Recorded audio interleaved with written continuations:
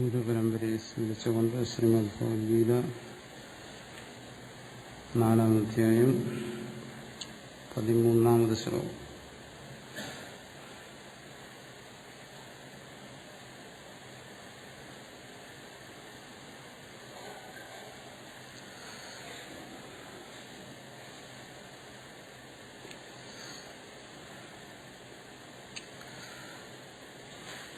ചാതുർവർണ്ണ്യം മയാ സൃഷ്ടം ഗുണകർമ്മവിഭാഗശഃ തസ്യ കർത്താരമപി മാം വിദ്യാകർത്താരമവ്യയം.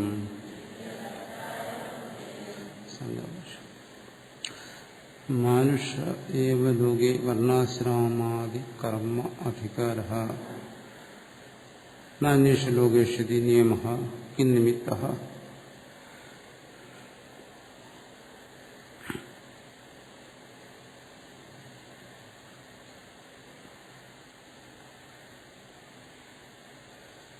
ഇതി അഥവാ വർണ്ണാശ്രമാദി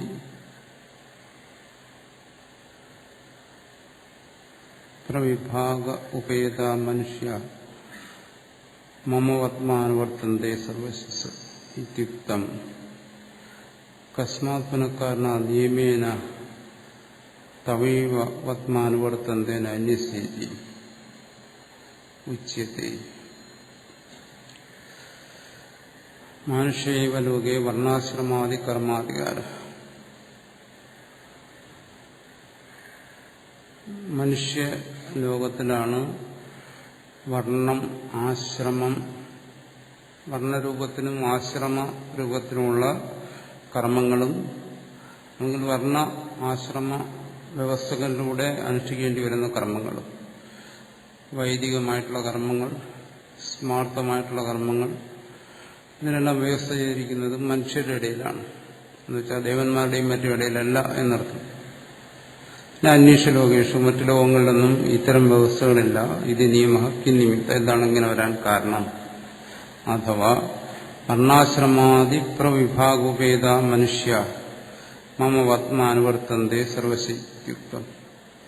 മനുഷ്യരുടെ ഇടയിലാണ് വർണ്ണ വ്യവസ്ഥയും ആശ്രമ വ്യവസ്ഥയും ഉള്ളത്.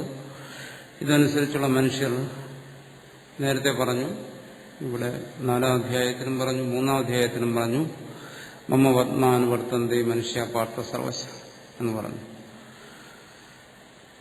കസ്മാത് പുനഃകർണ നിയമേന തവൈവ വത്മാനുവർത്തന്തേ. മനുഷ്യരെല്ലാം എന്തുകൊണ്ട് നിന്റെ മാർഗത്തെ തന്നെ പിന്തുടരുന്നതിന് അന്വേഷിച്ച.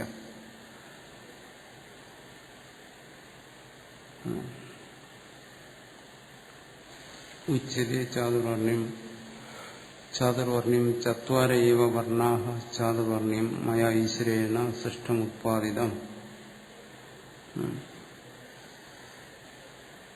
ചാതുർവർണ്ണ്യം, ചതുർവർണ്ണം, അതിന് തന്നെയാണ് ചാതുർവർണ്ണ്യം എന്ന് പറയുന്നത്. ചാതുർവർണ്ണ്യം ചത്വാര ഏവ വർണ്ണാഃ, 4 വർണ്ണങ്ങൾ. ചത്വാര വർണ്ണ ഏവ ചാതുർവർണ്ണ്യം. അതായത് ചതുർവർണ്ണ എന്ന് പറയുന്ന ശബ്ദത്തിൽ നിന്നാണ് ചാതുർവർണ്ണ്യം എന്ന് പറയുന്ന മറ്റൊരു ശബ്ദം ഉണ്ടായത്. അങ്ങനെ ഉണ്ടായി വരുമ്പോൾ അവിടെ അർത്ഥത്തിന് വ്യത്യാസം വരുന്നില്ല. ചത്വാര വർണ്ണാഹ ചാതുർവർണ്ണ്യം. 4 വർണ്ണങ്ങളെന്നേ അർത്ഥം.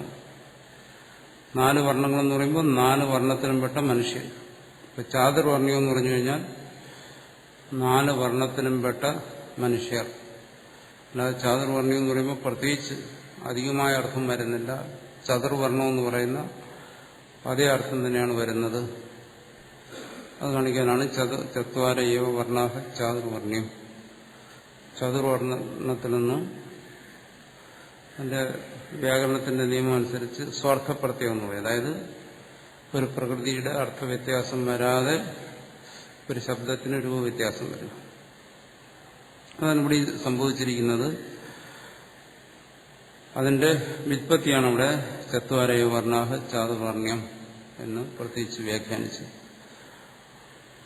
എന്നുവെച്ചാൽ 4 വർണ്ണത്തിലും പെട്ട മനുഷ്യർ എന്നുള്ള അർത്ഥമേ അവിടെയുള്ളൂ. മയ ഈശ്വരേണ സൃഷ്ടം, ഈശ്വരനാൽ സൃഷ്ടിക്കപ്പെട്ടിരിക്കുന്നു. അപ്പൊ സർവ ജീവജാലങ്ങളും സമ്പൂർണ്ണ പ്രപഞ്ചവും ഈശ്വര സൃഷ്ടമാണ്.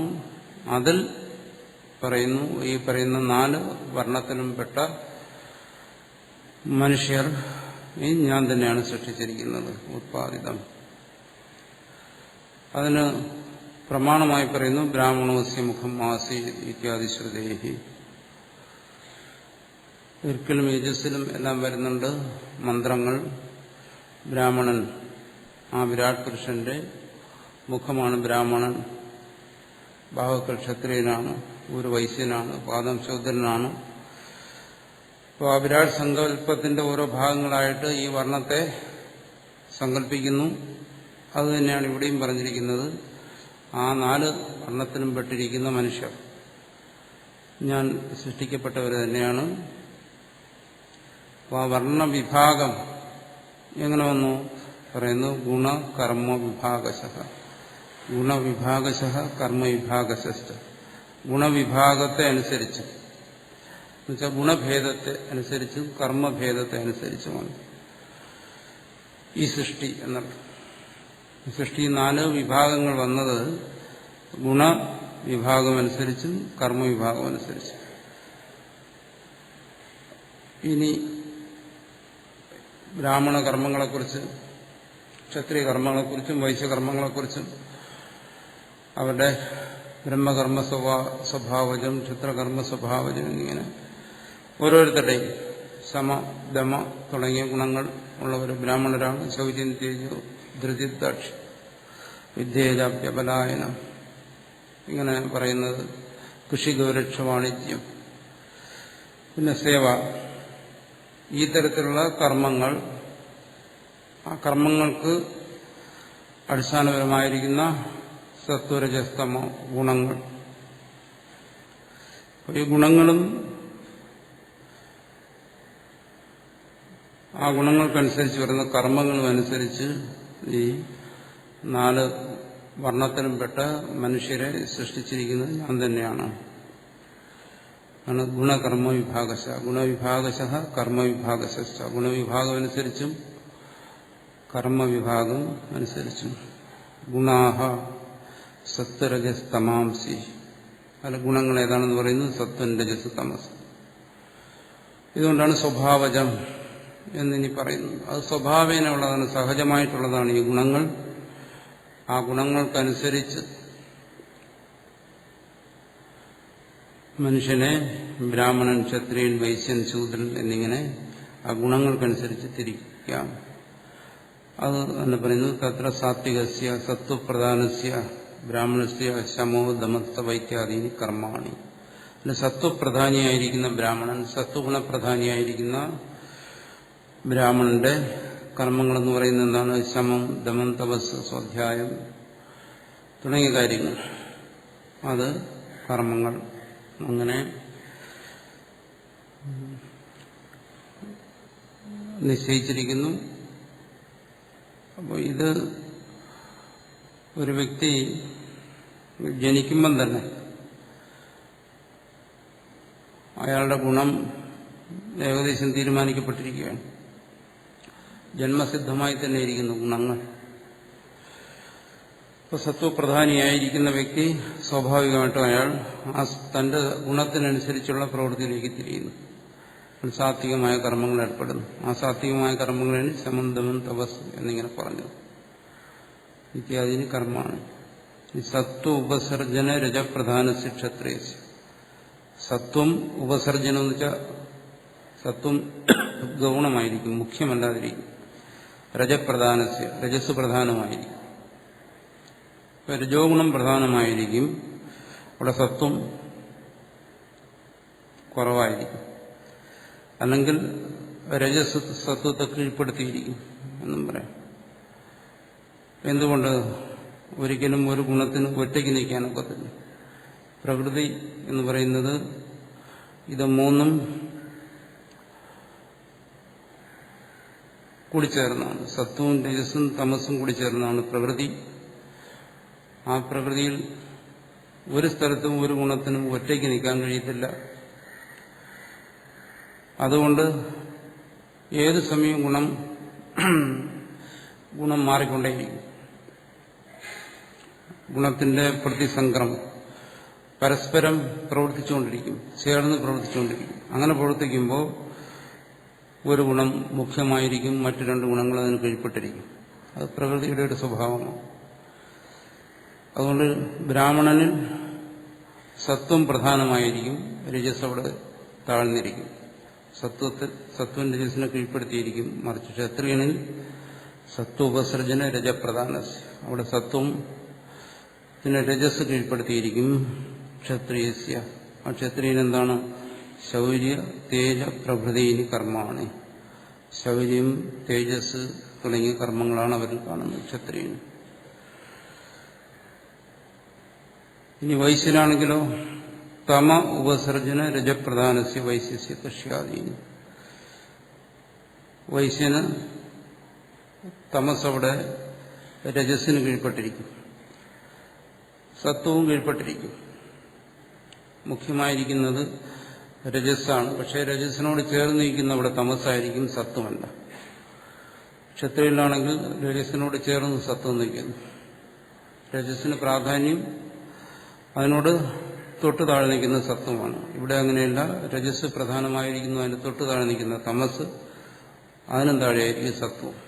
അതുകൊണ്ട് തമ ഉപസർജന തമസ് ഗുണമായി രജസ് പ്രധാനമായിട്ടുള്ള വൈശ്യന് കൃഷ്യാദീന കർമ്മമാണ്, കൃഷി തുടങ്ങിയ കർമ്മങ്ങൾ. ഇനി രജ ഉപസർജന തമപ്രധാന ശൂദ്രസ്യ ശുശ്രൂഷ ഏവ കർമ്മ. രജസ് തമസ് കീഴ്പ്പെടുത്തിയിരിക്കും. ഏറ്റവും കൂടുതൽ തമസ്, അതിൽ കുറവ് രജസ്, അതിലും താഴെ ഇരിക്കുന്ന സത്വം. അങ്ങനെ വരുമ്പോൾ തമസ്സിന് പ്രാധാന്യം വരികയും രജസ് അതിൽ താഴെ ഇരിക്കുകയും അതിലും താഴ്ന്ന് സത്വം ഇരിക്കുകയും ചെയ്യുമ്പോൾ എന്തായിരുന്നു? അതാണ് ശൂദ്രൻ.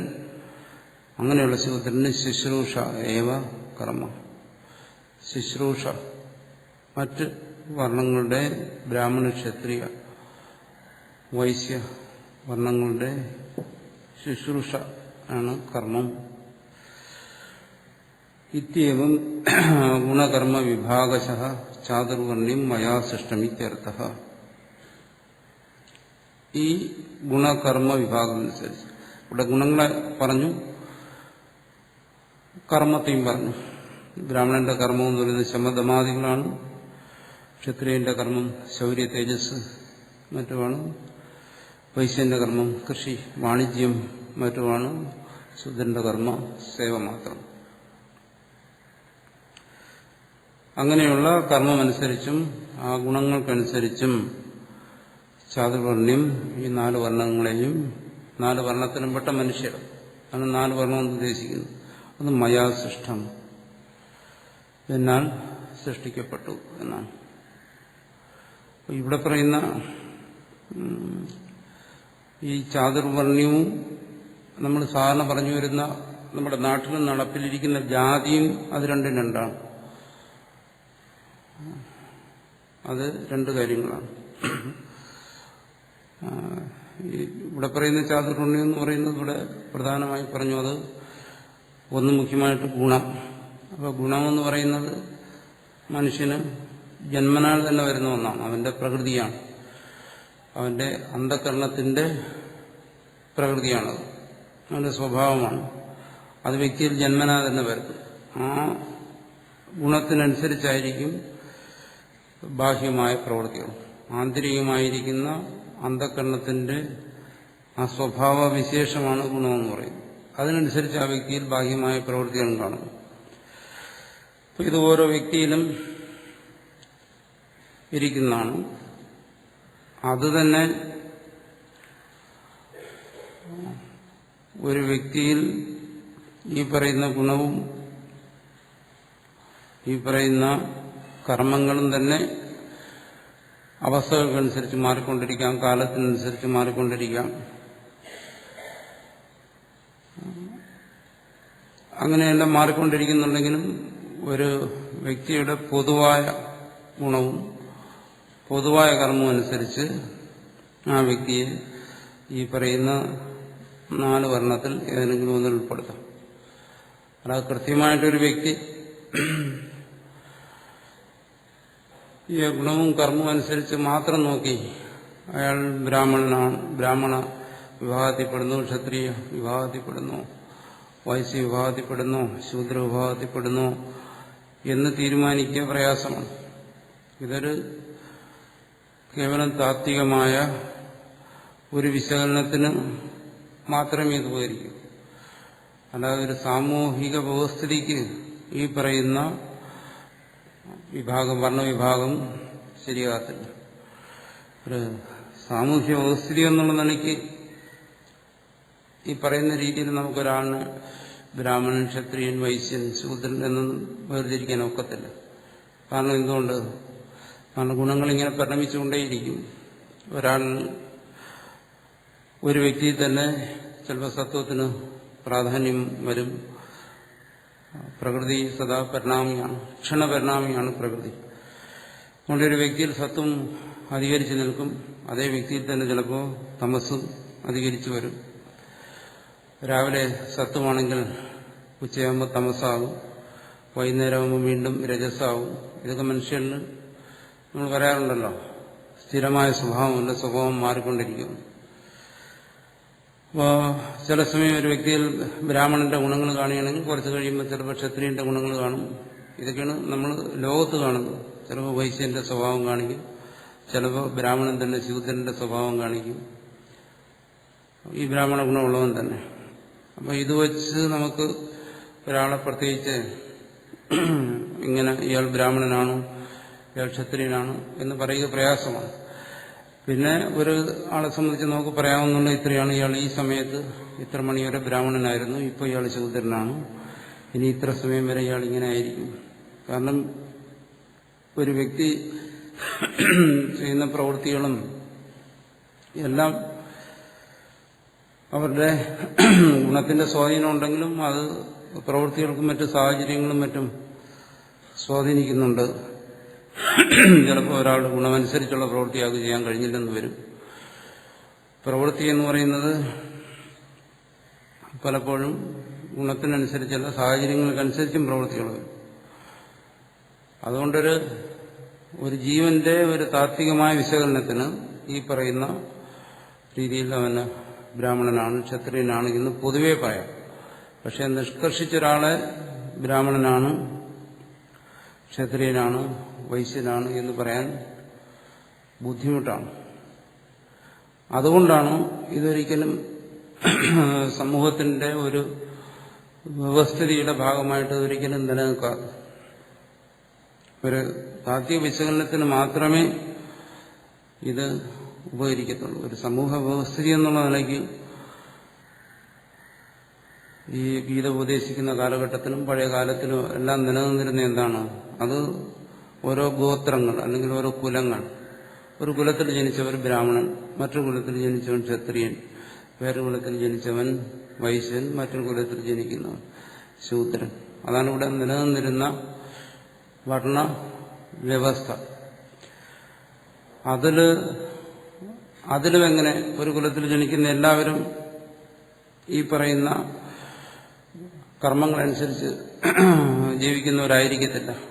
അല്ലെങ്കിലും പൊതുവെ ആ കുലത്തിനൊരു പേര് കൊടുക്കുക. ഇത് ബ്രാഹ്മണ കുലമാണ്, ഇത് ക്ഷത്രിയ കുലമാണ്, വൈശ്യ കുലമാണ് എന്ന് പേര് കൊടുത്തിട്ട് ആ കുലത്തിൽപ്പെട്ടവരെ ആ പേരിട്ട് വിളിച്ചിരുന്നു. ഇതാണ് നമ്മുടെ ഈ ശാസ്ത്രങ്ങളൊക്കെ രൂപപ്പെട്ടു വരുന്ന കാലഘട്ടത്തും പിൽക്കാലത്തും നമ്മുടെ ഈ സ്ഥലത്ത് ഭാരതത്തിൽ നിലനിന്നിരുന്ന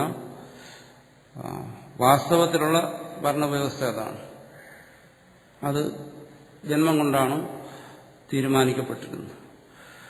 പക്ഷേ താത്വികമായി ഇതിനൊരു വിശകലനം വേണം. ആ താത്വികമായി വിശകലനം ചെയ്യുമ്പോൾ അത് ഒരു കുലത്തിലോ ഒരു ഗോത്രത്തിലോ അല്ല, ഓരോ വ്യക്തിയിലും വന്നിട്ട് ആ വ്യക്തി ആരാണെന്ന് തീരുമാനിക്കുക. ബ്രാഹ്മണനാണോ, ക്ഷത്രിയനാണോ, വൈശ്യനാണോ, ആ രീതിയിൽ തീരുമാനിക്കുന്നതിന് വേണ്ടിയിട്ടാണ് ഇത്തരത്തിലൊരു വിശകലനം വരുന്നത്. അല്ല സമൂഹത്തിന്റെ ഭാഗമായി കുലമായും ഗോത്രമായും ഒക്കെ മനുഷ്യൻ തിരിഞ്ഞിരിക്കുമ്പോൾ അവിടെ ഈ ഗുണവും കർമ്മവും നോക്കിയിട്ടായിരുന്നില്ല പഴയ കാലത്തും ഏതു കാലത്തും ഈ വർണ്ണത്തെ നിശ്ചയിച്ചിരുന്നത്. അത് ഒരു കുലത്തിനനുസരിച്ചാണ്. അതുകൊണ്ടാണ് നമ്മുടെ ഈ പുരാണങ്ങളിലെ കഥാപാത്രങ്ങളെ എടുത്തു നോക്കിയാലും അവരുടെ ഗുണം അനുസരിച്ച് അല്ലെങ്കിൽ അവരുടെ കർമ്മം അനുസരിച്ച് ഒരിക്കലും അവരെ ഈ പറയുന്ന വർണ്ണത്തിൽ ഉൾപ്പെടുത്തിയിരുന്നില്ല. ഉദാഹരണം പറഞ്ഞു കഴിഞ്ഞാൽ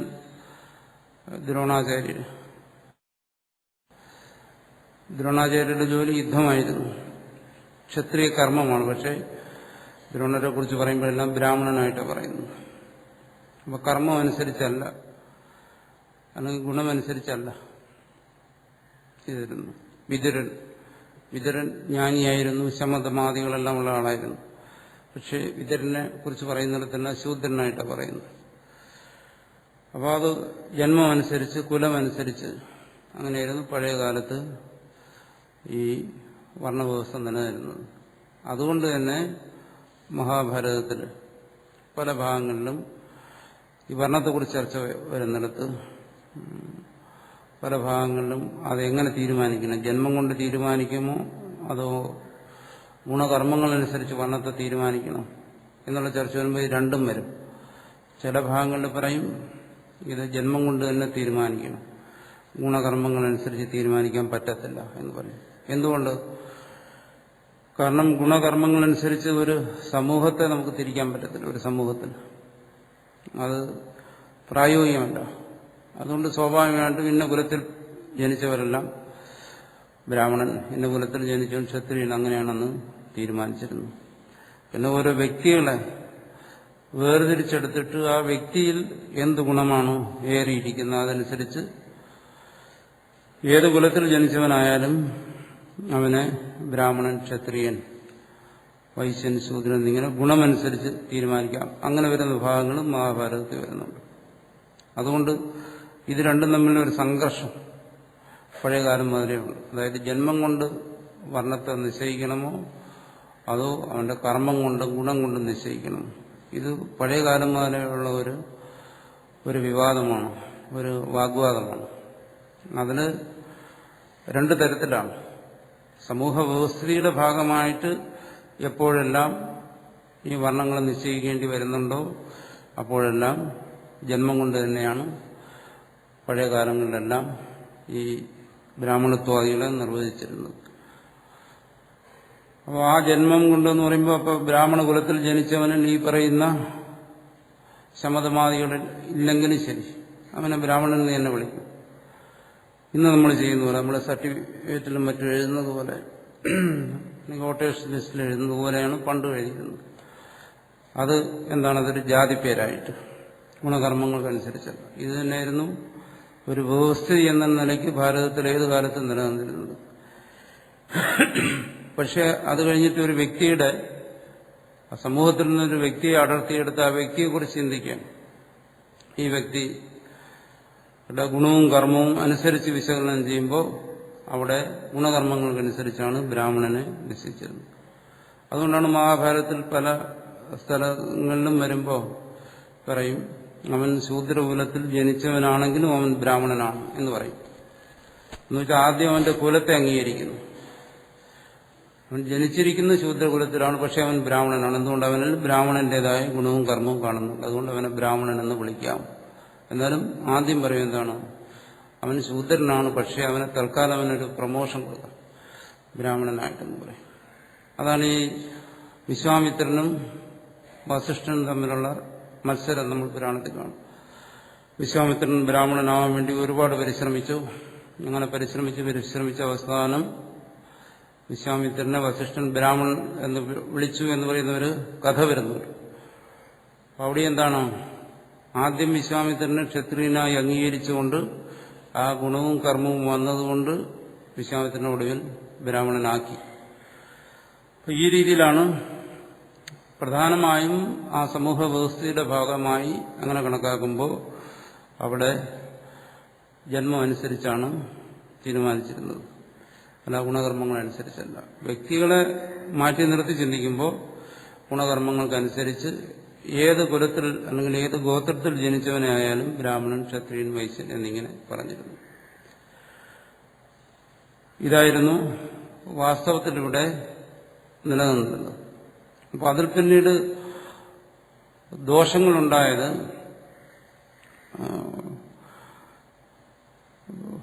ഈ അധ്യാപനം പോലെയുള്ള കർമ്മങ്ങൾ ബ്രാഹ്മണന്റെ കർമ്മമായിട്ട് വേർതിരിച്ചു നിർത്തിയപ്പോൾ ബ്രാഹ്മണന് മാത്രം വിദ്യയ്ക്ക് അധികാരം വന്നു. ബ്രാഹ്മണൻ എന്ന് വെച്ചാൽ ബ്രാഹ്മണ കുലത്തിൽ ജനിച്ചവൻ, അതിന് പ്രാധാന്യം വന്നു. അപ്പോൾ അധ്യയനം ബ്രാഹ്മണനും ക്ഷത്രിയനും വൈശ്യനും 3 കുലത്തിൽപ്പെട്ടവർക്കും അധ്യയനമാകാം. പക്ഷെ അധ്യാപനം ബ്രാഹ്മണന് മാത്രമേ ആകാവൂ, പഠിപ്പിക്കുക. ഇങ്ങനെയൊക്കെയുള്ള ചില നിയമങ്ങൾ ഉണ്ടാക്കി. ചിലരുടെ സ്വാർത്ഥത കൊണ്ട് ചിലരങ്ങനെ ഉണ്ടാക്കി വെച്ചു. അങ്ങനെ ഉണ്ടാക്കി വെച്ചിട്ട് ഈ വ്യവസ്ഥയിൽപ്പെട്ട സമൂഹത്തിലെ ബ്രാഹ്മണ, ക്ഷത്രിയ, വൈശ്യശൂദ്ര വിഭാഗത്തിൽപ്പെട്ട ആ സമൂഹത്തിലെ എല്ലാ ഗുണങ്ങളുടെയും ഭോക്താക്കളായി ഒരു വിഭാഗം മാത്രം മാറി. അങ്ങനെയാണ് ഈ വർണ്ണവ്യവസ്ഥ അധപ്പതിച്ചത്. മറ്റുള്ളവർക്കൊന്നും ഇതിന്റെ ഗുണങ്ങൾക്കൊന്നും അവകാശമില്ല എന്ന രീതിയിലേക്ക് ഇതൊരുപാട് അധപ്പതിച്ചു പോയി. അതാണ് നമ്മുടെ സംസ്കാരത്തിന്റെ അധപ്പതനത്തിന് കാരണമായത്, ഭാരതത്തിന്റെ അധപ്പതനത്തിന് കാരണമായത്, ഭാരതത്തിന്റെ വിദേശ ആധിപത്യത്തിന് കാരണമായതെല്ലാം ഒരു വിഭാഗത്തിൽപ്പെട്ട ചില സ്വാർത്ഥമതികൾ അവരുടെ താല്പര്യത്തിന് വേണ്ടി ഇതിനെല്ലാം ദുർവ്യാഖ്യാനം ചെയ്ത് സ്മൃതികളും ശാസ്ത്രങ്ങളും എല്ലാം ഉണ്ടാക്കി അതിൽ ഒരുപാട് ഇതിനെ ദുർവ്യാഖ്യാനം ചെയ്തു സ്വാർത്ഥതയ്ക്ക് വേണ്ടി. അതൊരുപാട് ദോഷം ചെയ്തു. ഈ സംസ്കാരത്തെ നശിപ്പിക്കുക മാത്രമല്ല ചെയ്തത്, ഈ ഭാരതത്തിലെ ജനതയെ പല തട്ടുകളായി തിരിച്ചു നിർത്തി പല വിഭാഗങ്ങളായി ഒരു കാലഘട്ടത്തിന് ഭാവിയിലും ഒരിക്കലും ഒരു രൂപത്തിൽ മനുഷ്യരെന്നുള്ള രീതിയിൽ ചിന്തിക്കാൻ വയ്യാത്ത രീതിയിൽ ഇതിനെ വിഭജിച്ചു കളഞ്ഞു. അത് ചിലരുടെ സ്വാർത്ഥതയാണ്. ഇതിനകത്ത് ഒരുപാട് കൃത്രിമത്വങ്ങൾ കലർത്തിയാണ്. സ്വാഭാവികമായിട്ടും പഴയ കാലത്ത് ഇന്നും അങ്ങനെ തന്നെയാണ്. അവരുടെ കർമ്മങ്ങളനുസരിച്ച് മനുഷ്യർ ഓരോ വിഭാഗങ്ങളായി, അത് ഒരു മനുഷ്യവംശത്തിന്റെ വളർച്ചയിൽ ഓരോ ദേശങ്ങൾക്കും കാലത്തിനും അനുസരിച്ച് സ്വാഭാവികമായി സംഭവിക്കുന്ന പരിണാമങ്ങളാണ് ഇതെല്ലാം. മനുഷ്യൻ ഗോത്രങ്ങളായി, കുലങ്ങളായി എല്ലാം വേർതിരിക്കുന്നത്. അത് ആ മനുഷ്യവംശത്തിന്റെ പുരോഗതിയുടെ ഒരു ഭാഗമാണ്. അത് സ്വാഭാവികമായ ഒരു പ്രക്രിയയാണ്. പക്ഷെ അതിൽ സ്വാർത്ഥതയുള്ള മനുഷ്യർ പ്രത്യേകമായ നിയമങ്ങൾ എഴുതിയുണ്ടാക്കി അവരുടെ സ്വാർത്ഥതയ്ക്ക് വേണ്ടി. അങ്ങനെ വന്നപ്പോൾ ബ്രാഹ്മണന് സർവശ്രേഷ്ഠത വന്നു, ക്ഷത്രിയന് അതിൽ കുറച്ച്, വൈശ്യന് അതിൽ കുറഞ്ഞു, ശൂദ്രന് അതിൽ കുറഞ്ഞു. ഇതിനോടൊന്നും അടുക്കാൻ വയ്യാത്ത വർണ്ണബാഹ്യന്മാരെന്ന് പറഞ്ഞു നൂറുകണക്കിന് വിഭാഗങ്ങൾ വേറെയുണ്ടായി. അത് ഈ വർണ്ണത്തിലൊന്നും പെടുന്നവരല്ല. അതാണ് ഭൂരിപക്ഷം. വർണ്ണത്തിൽപ്പെടുന്നത് ന്യൂനപക്ഷവും വർണ്ണത്തിന് പുറത്തുള്ളവർ ഭൂരിപക്ഷമായി ഭാരതത്തിൽ. അപ്പോൾ അതെല്ലാം ചില സ്വാർത്ഥർ മനഃപൂർവ്വം ചെയ്തു വെച്ചാണ്. അപ്പോൾ സഹജമായി സ്വാഭാവികമായി വന്ന മനുഷ്യന്റെ ഈ വളർച്ചയുടെ ഭാഗമായി വന്ന ഈ ഗോത്ര വിഭാഗങ്ങളുടെ ഇടയിൽ ഇങ്ങനെയുള്ള കൃത്രിമമായ പല സമ്പ്രദായങ്ങളും എഴുതിയുണ്ടാക്കി മനുഷ്യന്റെ ഇടയിൽ ഉച്ചനീചത്വങ്ങളും മറ്റും ഉണ്ടാക്കി ഭാരതത്തെ നശിപ്പിച്ചു. അങ്ങനെ ചെയ്തത് ഒരു വിഭാഗം സ്വാർത്ഥത ആണ്. അപ്പോൾ അതിനെക്കുറിച്ച് അതിന്റെ ഒരു ഭാഗമായിട്ട് ഈ വർണ്ണവ്യവസ്ഥയെ ചർച്ച ചെയ്യുന്നുണ്ട്. അങ്ങനെ ചർച്ച ചെയ്യുമ്പോൾ ഒരു വിഭാഗക്കാർ വാദിക്കും ഇതെല്ലാം ജന്മം കൊണ്ട് മാത്രം സിദ്ധമാകുന്ന ഒന്നാണ് എന്ന് പറയും. അങ്ങനെ പറയുന്നത് ആ പറയുന്ന സ്വാർത്ഥതയെ സമർത്ഥിക്കാൻ വേണ്ടിയിട്ടാണ്. അപ്പോൾ അതിനെ നിഷേധിക്കുന്നവർ പറയും അല്ല, ഇത് കർമ്മം കൊണ്ടാണ് എന്ന് പറയും. അതിനെ നിഷേധിക്കുന്നതിന് വേണ്ടി പറയും. അപ്പോൾ അത്തരത്തിലുള്ള ഒരു വിവാദം പഴയകാലം പോലെയുണ്ട്. അതുകൊണ്ട് ബ്രാഹ്മണത്വാദികൾ ജന്മം കൊണ്ടാണ് എന്ന് പറയുമ്പോൾ അതിൽ വരുന്നൊരു പ്രധാനമായ ദോഷം, ജന്മം കൊണ്ട് തന്നെ ഒരാൾ, അതായത് ബ്രാഹ്മണ കുലത്തിൽ ജനിക്കുന്നതുകൊണ്ട് തന്നെ ഒരു ബ്രാഹ്മണനാകുകയാണെങ്കിൽ ആ കുലത്തിൽ ജനിക്കുന്ന എല്ലാവരിലും ഈ ശമധമാദി ഗുണങ്ങളും കാണേണ്ടതാണ്. അപ്പം അങ്ങനെ കാണുന്നില്ല. കാരണം ഇവിടെ പറഞ്ഞിരിക്കുന്നത് എന്താണ്? ഗുണകർമ്മ വിഭാഗശ എന്നാണ്. ബ്രാഹ്മണ വർണ്ണത്തെ നിർണ്ണയിക്കുന്നത് ഗുണകർമ്മ വിഭാഗം അനുസരിച്ചാണ്. അത് ജന്മം കൊണ്ട് തന്നെ ആണെങ്കിൽ ആ കുലത്തിൽ ജനിക്കുന്ന എല്ലാവരിലും ഈ പറയുന്ന ശമധമാദികളാണ്. അപ്പോൾ അത് ഒരു കാലഘട്ടത്തിലും ഉണ്ടായിട്ടില്ല. ഇന്നത്തെ കാലഘട്ടത്തിൽ അത് ലേശം പോലും കാണുന്നില്ല. ഇന്ന് ശമധമാദികൾ ഏത് കുലത്തിൽ ജനിക്കുന്ന ഏത് വ്യക്തിയിലും കാണാം. അപ്പോൾ ഒരു കാരണവശാലും താത്വികമായിട്ട് ബ്രാഹ്മണാദികളെ ജന്മം കൊണ്ട് നിർണ്ണയിക്കാൻ സാധ്യമേ അല്ല. കുലങ്ങളുണ്ട്, അത് ശരിയാണ്. പക്ഷേ അത് വെറും ഗോത്രങ്ങളും കുലങ്ങളും മാത്രമാണ്. ഇവിടെ പറയുന്ന താത്വികമായ ഒരു വിശകലനം, ഇവിടെ തന്നെ പറയുന്നത് എന്താണ്? ഭാഷ്യകാരൻ തന്നെ പല ഭാഗങ്ങളിലും പറയും, ഈ വർണ്ണ ആശ്രമ വ്യവസ്ഥ എന്ന് പറയുന്നത് ഈ വ്യവസ്ഥ പോലും മോക്ഷത്തിന് വേണ്ടിയിട്ടാണ്. അപ്പം മോക്ഷത്തിന് വേണ്ടിയാണ് ഈ വ്യവസ്ഥയെങ്കിൽ ഒരു വ്യക്തിയെ ബ്രാഹ്മണനെന്നോ ക്ഷത്രിയനെന്നോ വൈശ്യനെന്നോ ഒക്കെ തിരിക്കുന്നതിന് വേണ്ടിയിട്ട് അയാൾ ആധ്യാത്മിക സാധനയുടെ ഏത് ഭാഗത്ത് നിൽക്കുന്നു എന്നറിയാൻ വേണ്ടിയിട്ടാണ്. ആധ്യാത്മികമായ അയാളുടെ വളർച്ചയെ കാണിക്കുന്നതാണ് ഈ ഓരോ അവസ്ഥകൾ. ബ്രാഹ്മണത്വ ഗുണമുള്ളവൻ, അയാൾ ശമധമാദി സമ്പന്നനായിരിക്കുന്ന ഒരാള് അയാൾ യഥാർത്ഥ മുമുക്ഷുവായിരിക്കും. അയാൾ ആധ്യാത്മികമായി ഉയർന്ന നിലയിൽ നിൽക്കുകയാണ്. അപ്പോൾ ക്ഷത്രിയനാണ്, ശൗര്യം തേജസ്സോടുകൂടിയൊക്കെ ഇരിക്കുകയാണ്. എന്ന് വെച്ചാൽ അയാൾ അത്ര ഉയർന്നെത്തിയിട്ടില്ല. അയാളുടെ ശമധമാദി ഗുണങ്ങളില്ല. എന്ന് വെച്ചാൽ അയാൾ കർമ്മയോഗത്തിന് അധികാരിയാണ്. ആ കർമ്മയോഗത്തിന്റെ ഒരു തലത്തിൽ നിൽക്കുന്നു. അവിടെ നിന്ന് താഴോട്ട് വരുമ്പോൾ വൈശ്യനായാലും ശൂദ്രനായാലും കർമ്മയോഗത്തിന്റെ പല തലങ്ങളിൽ നിൽക്കുന്നവരാണ്. ശമം ദമം എന്ന് പറയുമ്പോൾ അത് പരിപൂർണമായ ത്യാഗത്തിന്റെ തലത്തിൽ നിൽക്കുന്നതാണ്. അപ്പോൾ വർണ്ണ വ്യവസ്ഥ അതുപോലെ തന്നെയാണ് ആശ്രമ വ്യവസ്ഥയും. ആശ്രമ വ്യവസ്ഥയും ശരിക്കും പുരുഷാർത്ഥ സാധകമായിട്ടാണ് അതിനെയും പറയുന്നത്. വർണ്ണവ്യവസ്ഥയെക്കുറിച്ച് പറയുന്നത് പുരുഷാർത്ഥത്തെ സാധിക്കാൻ വേണ്ടിയിട്ടെന്നാണ്. അപ്പോൾ പരമപുരുഷാർത്ഥമായ മോക്ഷത്തെ സാധിക്കുന്നതിന് വേണ്ടിയിട്ടാണ് ഈ വർണ്ണവ്യവസ്ഥയും ആശ്രമവ്യവസ്ഥയും കുറിച്ചിവിടെ ചർച്ച ചെയ്യുന്നത്. അപ്പോൾ ആ പരമപുരുഷാർത്ഥമായ മോക്ഷത്തിന് അടുത്ത് നിൽക്കുന്നവനാണ് ബ്രാഹ്മണൻ. അതിൽ നിന്ന് ക്ഷത്രിയൻ, വൈശ്യൻ, ശൂദ്രൻ എന്നിങ്ങനെ ക്രമത്തിൽ വരുമ്പോൾ ആ പുരുഷാർത്ഥത്തിൽ നിന്ന് അത് ധർമ്മ അർത്ഥകാമങ്ങളിലേക്ക് മാറി വരുന്നു, പിന്നിലേക്ക് വരുന്നു. അതുതന്നെയാണ് ആശ്രമത്തിലും വരുന്നത്. ബ്രഹ്മചര്യം, ഗാർഹസ്ഥ്യം, വാനപ്രസ്ഥ, സന്യാസം എന്ന് പറയുമ്പോൾ അവിടെ ശമധമാദികൾ പൂർണ്ണമായി അത് മോക്ഷത്തിനോട്, പരമപുരുഷാർത്ഥത്തിനോട്, മോക്ഷത്തിനോട് അടുത്ത് നിൽക്കുന്നു. ഈ രീതിയിലാണ് ഈ വർണ്ണവ്യവസ്ഥയും ആശ്രമവ്യവസ്ഥയും സംബന്ധിച്ചുള്ള കൽപ്പന പഴയകാലത്തുണ്ടായിരുന്നു. അത് പുരുഷാർത്ഥവുമായി ബന്ധപ്പെടുത്തിയിട്ടാണ്, പ്രത്യേകിച്ചും പരമപുരുഷാർത്ഥമായ മോക്ഷവുമായി ബന്ധപ്പെടുത്തിയിട്ടാണ്. അപ്പം മോക്ഷത്തിനോട് അടുത്ത് നിൽക്കുന്നവരെല്ലാം ബ്രാഹ്മണർ. അതിനോട് അകന്നകന്നു പോകുന്നതനുസരിച്ച് ക്ഷത്രിയനും വൈശ്യനും ശൂദ്രനും എല്ലാം ഉണ്ടാകും. ഇതുമായിട്ട് യാതൊരു ബന്ധവും ഇല്ലാത്തവർ വർണ്ണബാഹ്യന്മാർ. എന്നുവെച്ചാൽ യാതൊരു തരത്തിലുള്ള ആചാര വിചാരങ്ങളും ഇല്ലാതെ, ധർമാധർമ്മ ചിന്തയില്ലാതെ, ശുദ്ധി അശുദ്ധി ഇല്ലാതെ ജീവിക്കുന്ന മനുഷ്യൻ. അങ്ങനെ ഒരു ചിന്തയില്ലാതെ ജീവിക്കുന്നവർ വർണ്ണബാഹ്യന്മാർ.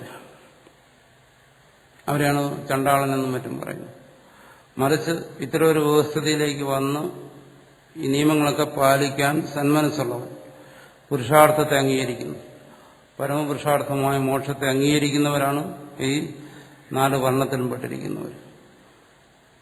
ധർമ്മശാസ്ത്രങ്ങളെന്ന് പറയുന്നതും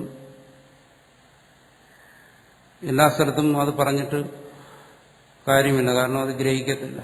ശ്രദ്ധയില്ലാത്തവനോട്, കേൾക്കാൻ താല്പര്യമില്ലാത്തവനോട് അത് പറഞ്ഞിട്ട് കാര്യമില്ല. അതുകൊണ്ട് ഈ ധർമ്മശാസ്ത്രങ്ങളെല്ലാം പറഞ്ഞിരിക്കുന്നത് ഈ വർണ്ണവ്യവസ്ഥയിൽപ്പെടുന്ന മനുഷ്യനോടാണ്.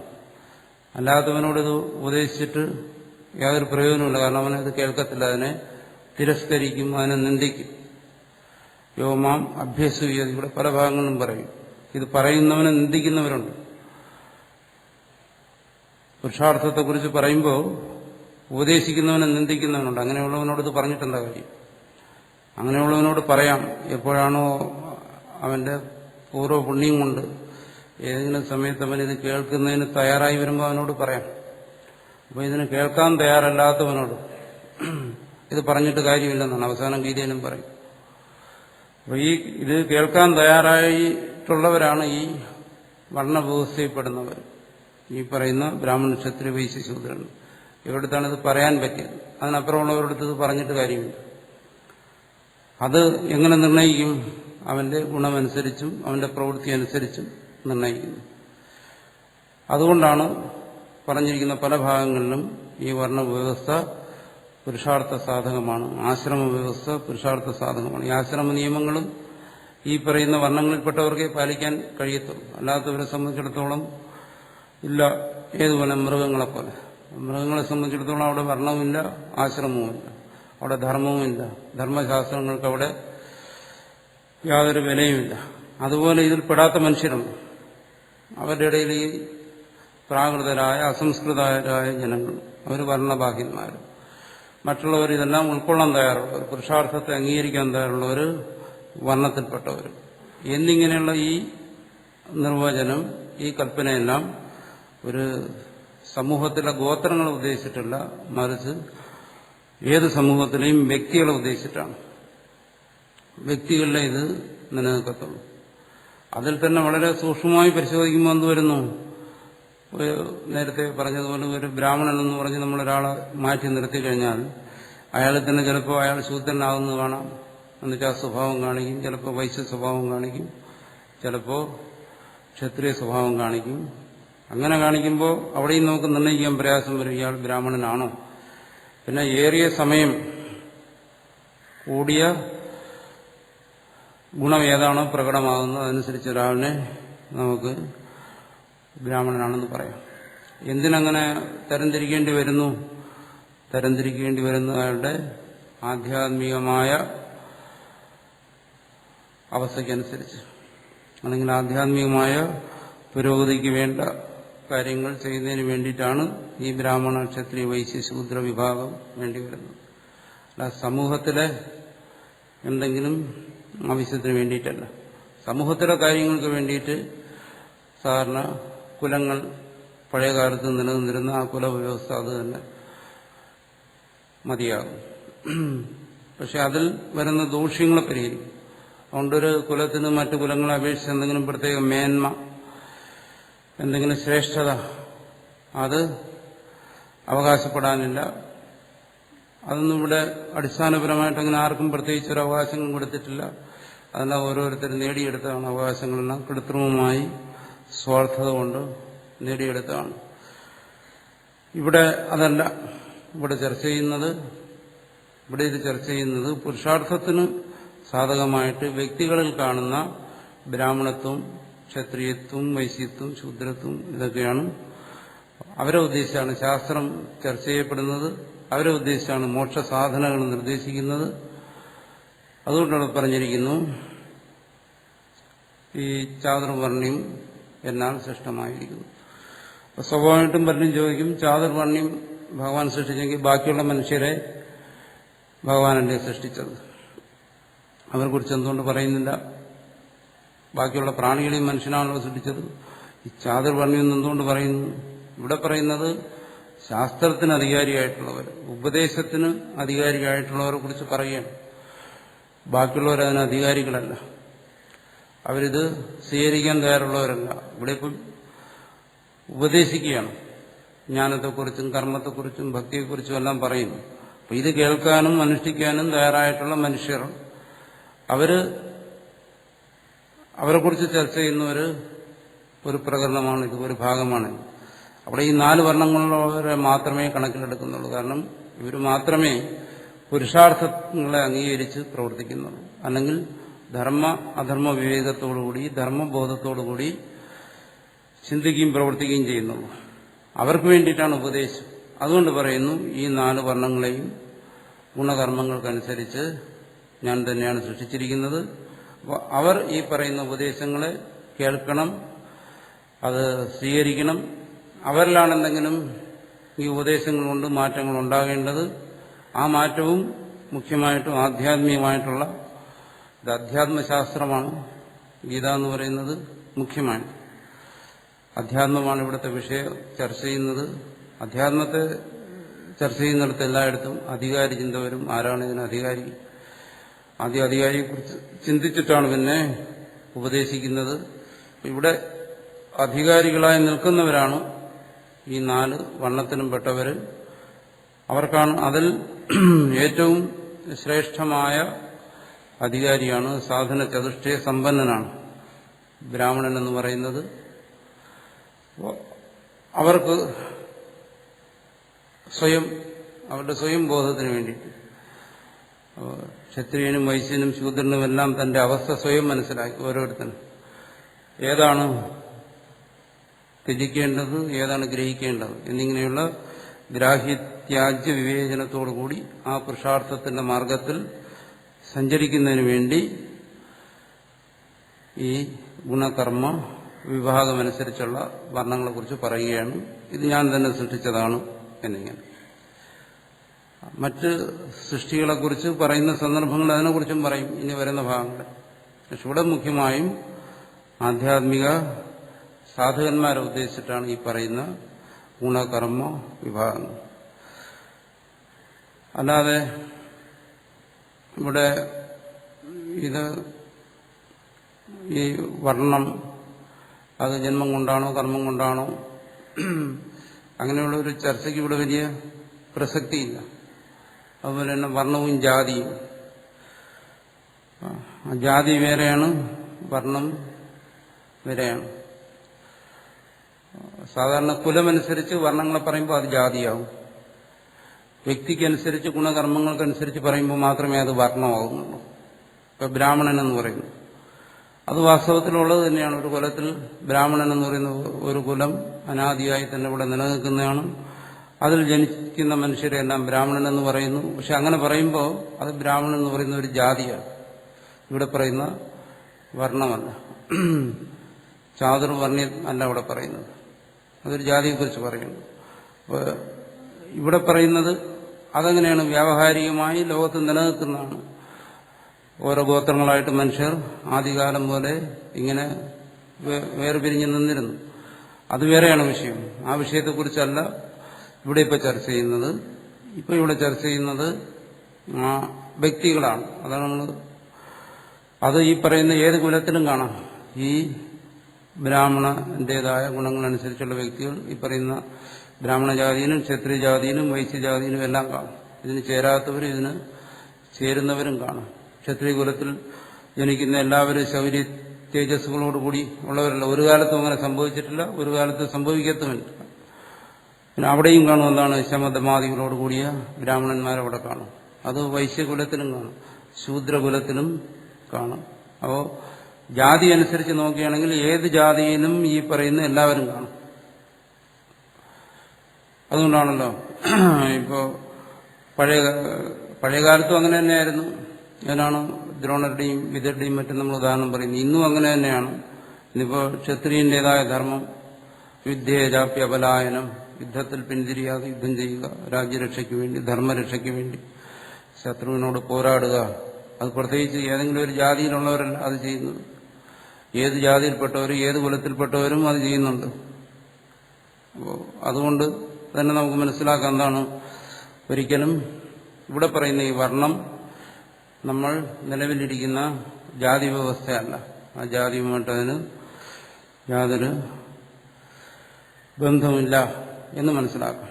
പിന്നെ ഇതിനെ തന്നെ ഇതിപ്പോ ഇങ്ങനെ വ്യാഖ്യാനിക്കുന്നു, ഇതിനെ തന്നെ തിരിച്ച് വ്യാഖ്യാനിച്ചിട്ട് ഇത് തന്നെയാണ് ജാതി, ഇത് തന്നെയാണ് പുരാതനമായി നിലനിന്നിരുന്ന ജാതി വ്യവസ്ഥ എന്ന് വ്യാഖ്യാനിക്കുന്നവരുമുണ്ട്. അത് അങ്ങനെ ചില താല്പര്യം. അതുകൊണ്ട് ഇവിടെ പറയുന്നത് ജന്മനാ തന്നെ ഓരോരുത്തരും ഉൾപ്പെടുന്ന കുലങ്ങളെക്കുറിച്ചാണ്, ജാതികളെക്കുറിച്ചാണ്, അല്ലാതെ ഗുണകർമ്മങ്ങൾക്കനുസരിച്ചുള്ള ഇതല്ല എന്നിതിന്റെ തന്നെ വ്യാഖ്യാനങ്ങളിൽ വലിയ പണ്ഡിതന്മാർ സമർത്ഥിച്ചിട്ടുണ്ട്. അങ്ങനെ സമർത്ഥിക്കുന്നത് നേരത്തെ പറഞ്ഞ ആ സ്വാർത്ഥതയുടെ ഭാഗമായിട്ടാണ്. കാരണം അങ്ങനെ സമർത്ഥിച്ചു കഴിഞ്ഞാൽ ചില ഗുണഭോക്താക്കളായി തീരാം സമൂഹത്തിൽ എന്നുദ്ദേശിച്ച് ചില സ്വാർത്ഥർ അങ്ങനെ വ്യാഖ്യാനിക്കുന്നുണ്ട്. പക്ഷേ നമ്മൾ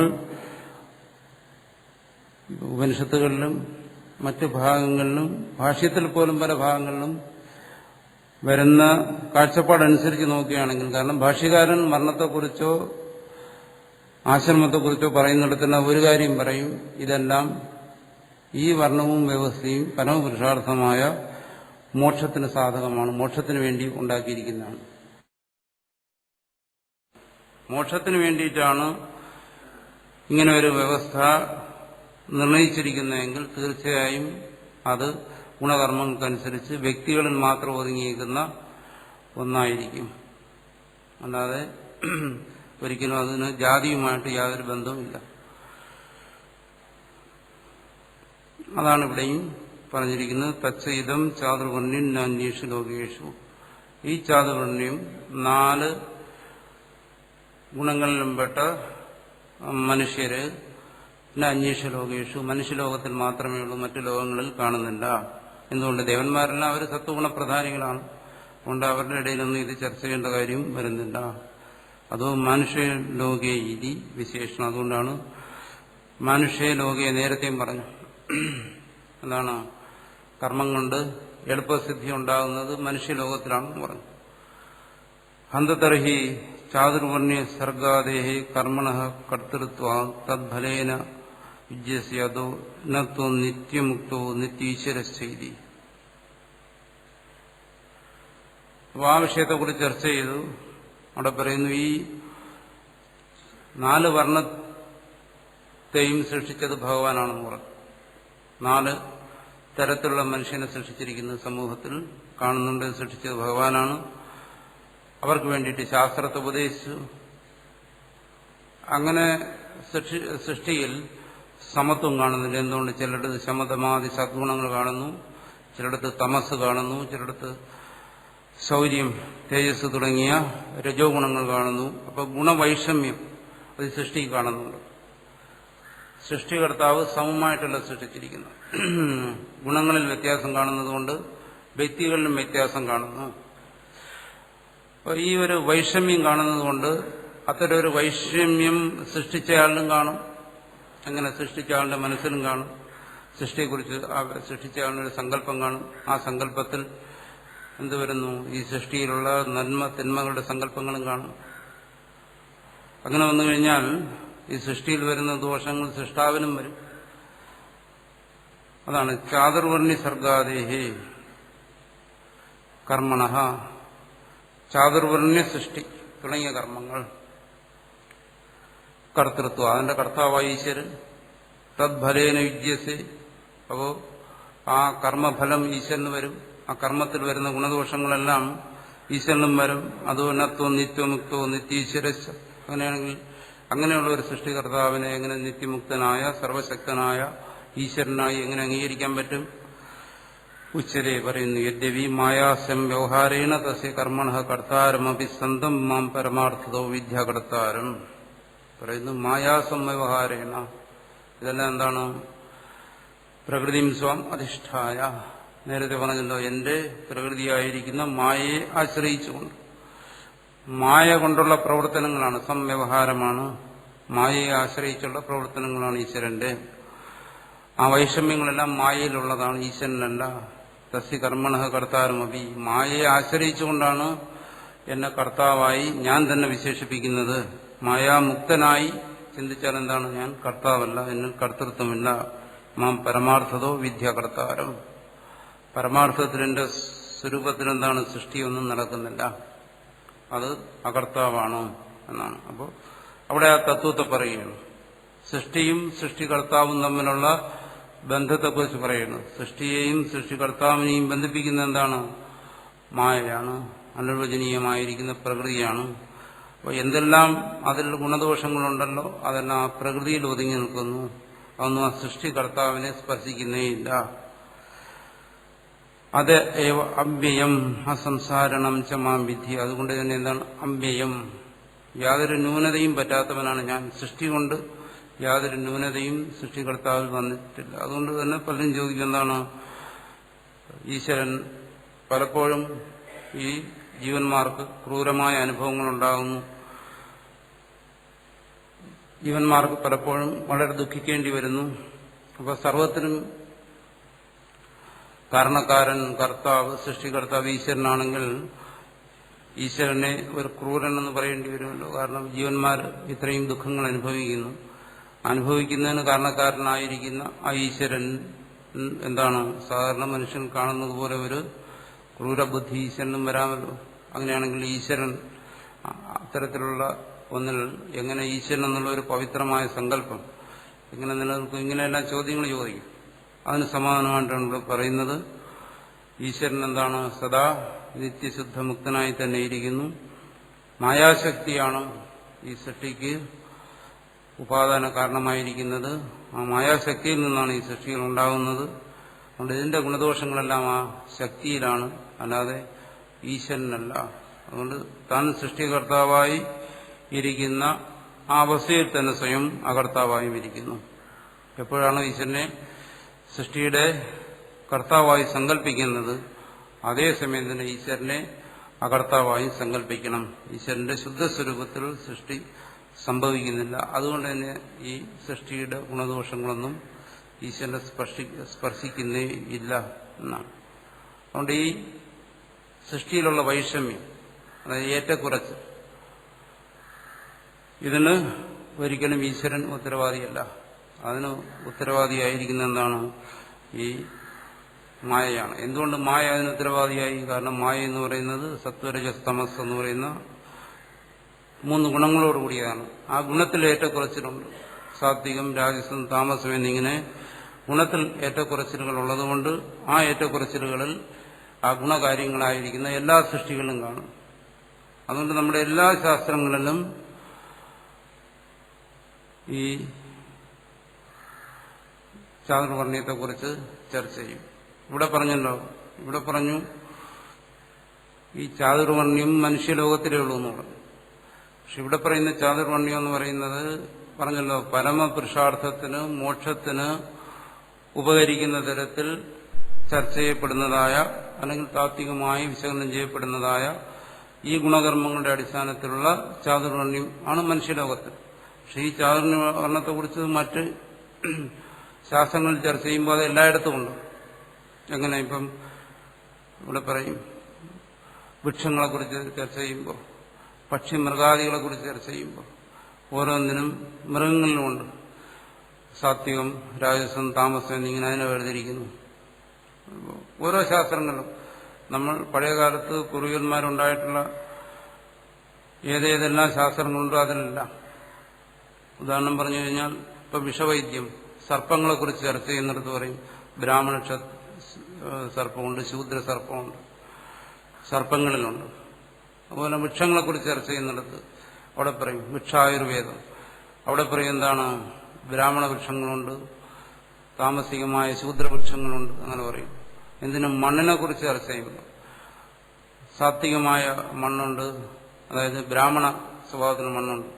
ശില്പിയുടെ ശാസ്ത്രത്തിൽ പാറയെക്കുറിച്ച് ചർച്ച ചെയ്യുമ്പോൾ ശില്പികൾ നമ്മുടെ ബ്രാഹ്മണ സ്വഭാവമുള്ള പാറകളുണ്ട്, ശൂദ്ര സ്വഭാവമുള്ള പാറയുണ്ട്. അങ്ങനെ ഏതെല്ലാം വിഷയങ്ങളെക്കുറിച്ച് ചർച്ച ചെയ്യുന്നുണ്ടോ ഈ പ്രപഞ്ചത്തിലുള്ള ഏത് ഘടകത്തെക്കുറിച്ച് ചർച്ച ചെയ്താലും അവിടെയെല്ലാം ബ്രാഹ്മണ, ക്ഷത്രിയ, വൈശ്യ, ശൂദ്ര എന്നിങ്ങനെയുള്ള ഭേദമുണ്ട്. പക്ഷെ അതൊന്നും ഇവിടെ പറയുന്നില്ല. എന്തുകൊണ്ട്? കാരണം ഇത് പറഞ്ഞല്ലോ, ഇത് അധ്യാത്മശാസ്ത്രത്തിന്റെ പ്രകടനമായതുകൊണ്ട് മോക്ഷത്തിന് ഉപകരിക്കുന്നതായ ചാതുർവർണ്ണ്യത്തെക്കുറിച്ചാണ് ഇവിടെ ചർച്ച ചെയ്യുന്നത്. മറ്റുള്ളതൊന്നും അവയൊന്നും മോക്ഷാധികാരികളല്ല.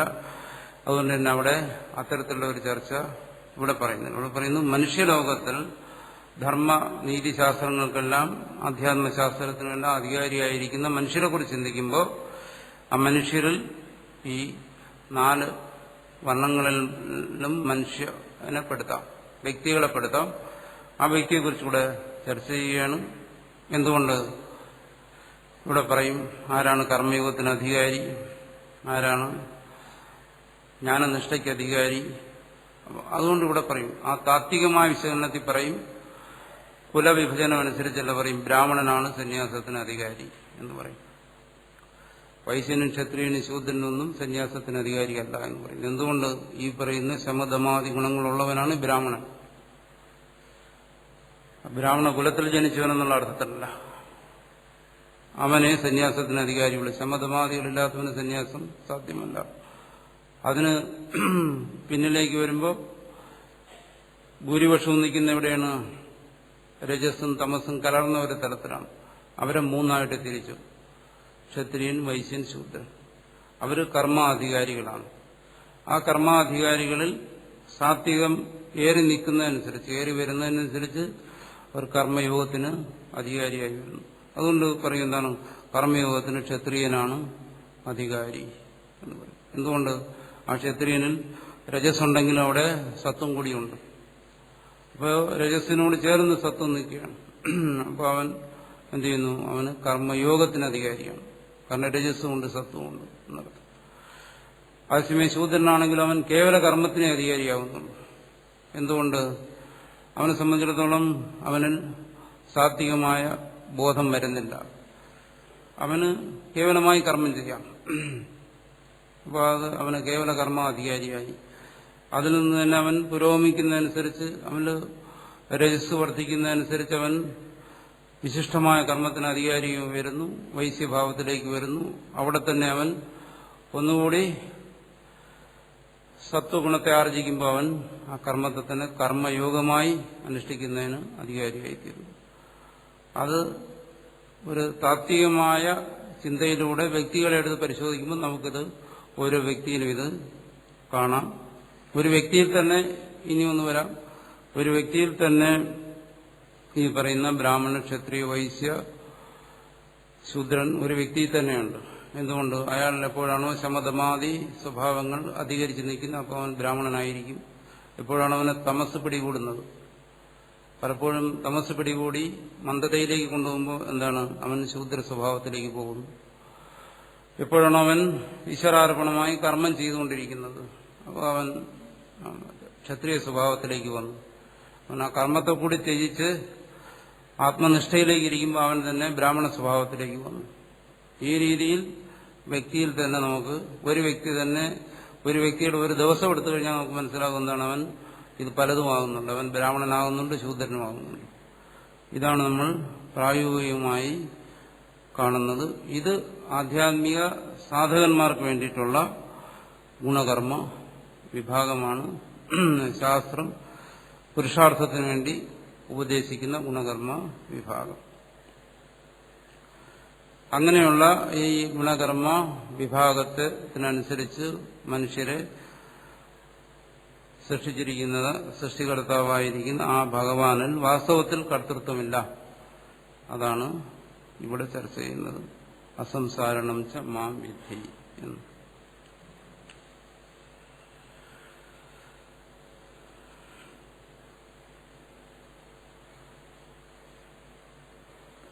ഇനി ശ്ലോകത്തിൽ നോക്കുക. ഗുണകർമ്മ വിഭാഗശഃ, ഗുണത്തിന്റെയും കർമ്മത്തിന്റെയും ഭേദം അനുസരിച്ച് മയ എന്നാൽ ചാതുർവർണ്ണ്യം 4 വർണ്ണത്തിലുംപ്പെട്ട മനുഷ്യരെയും സൃഷ്ടിക്കപ്പെട്ടു.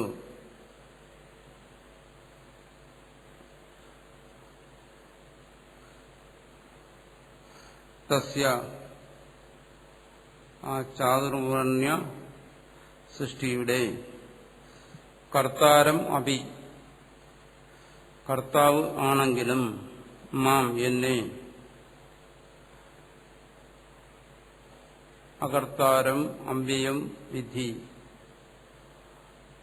അകർത്താവായും അവ്യയമായും ന്യൂനതകളില്ലാത്തവനായും വിദ്ധി നീ മനസ്സിലാക്കൂ, അറിയൂ.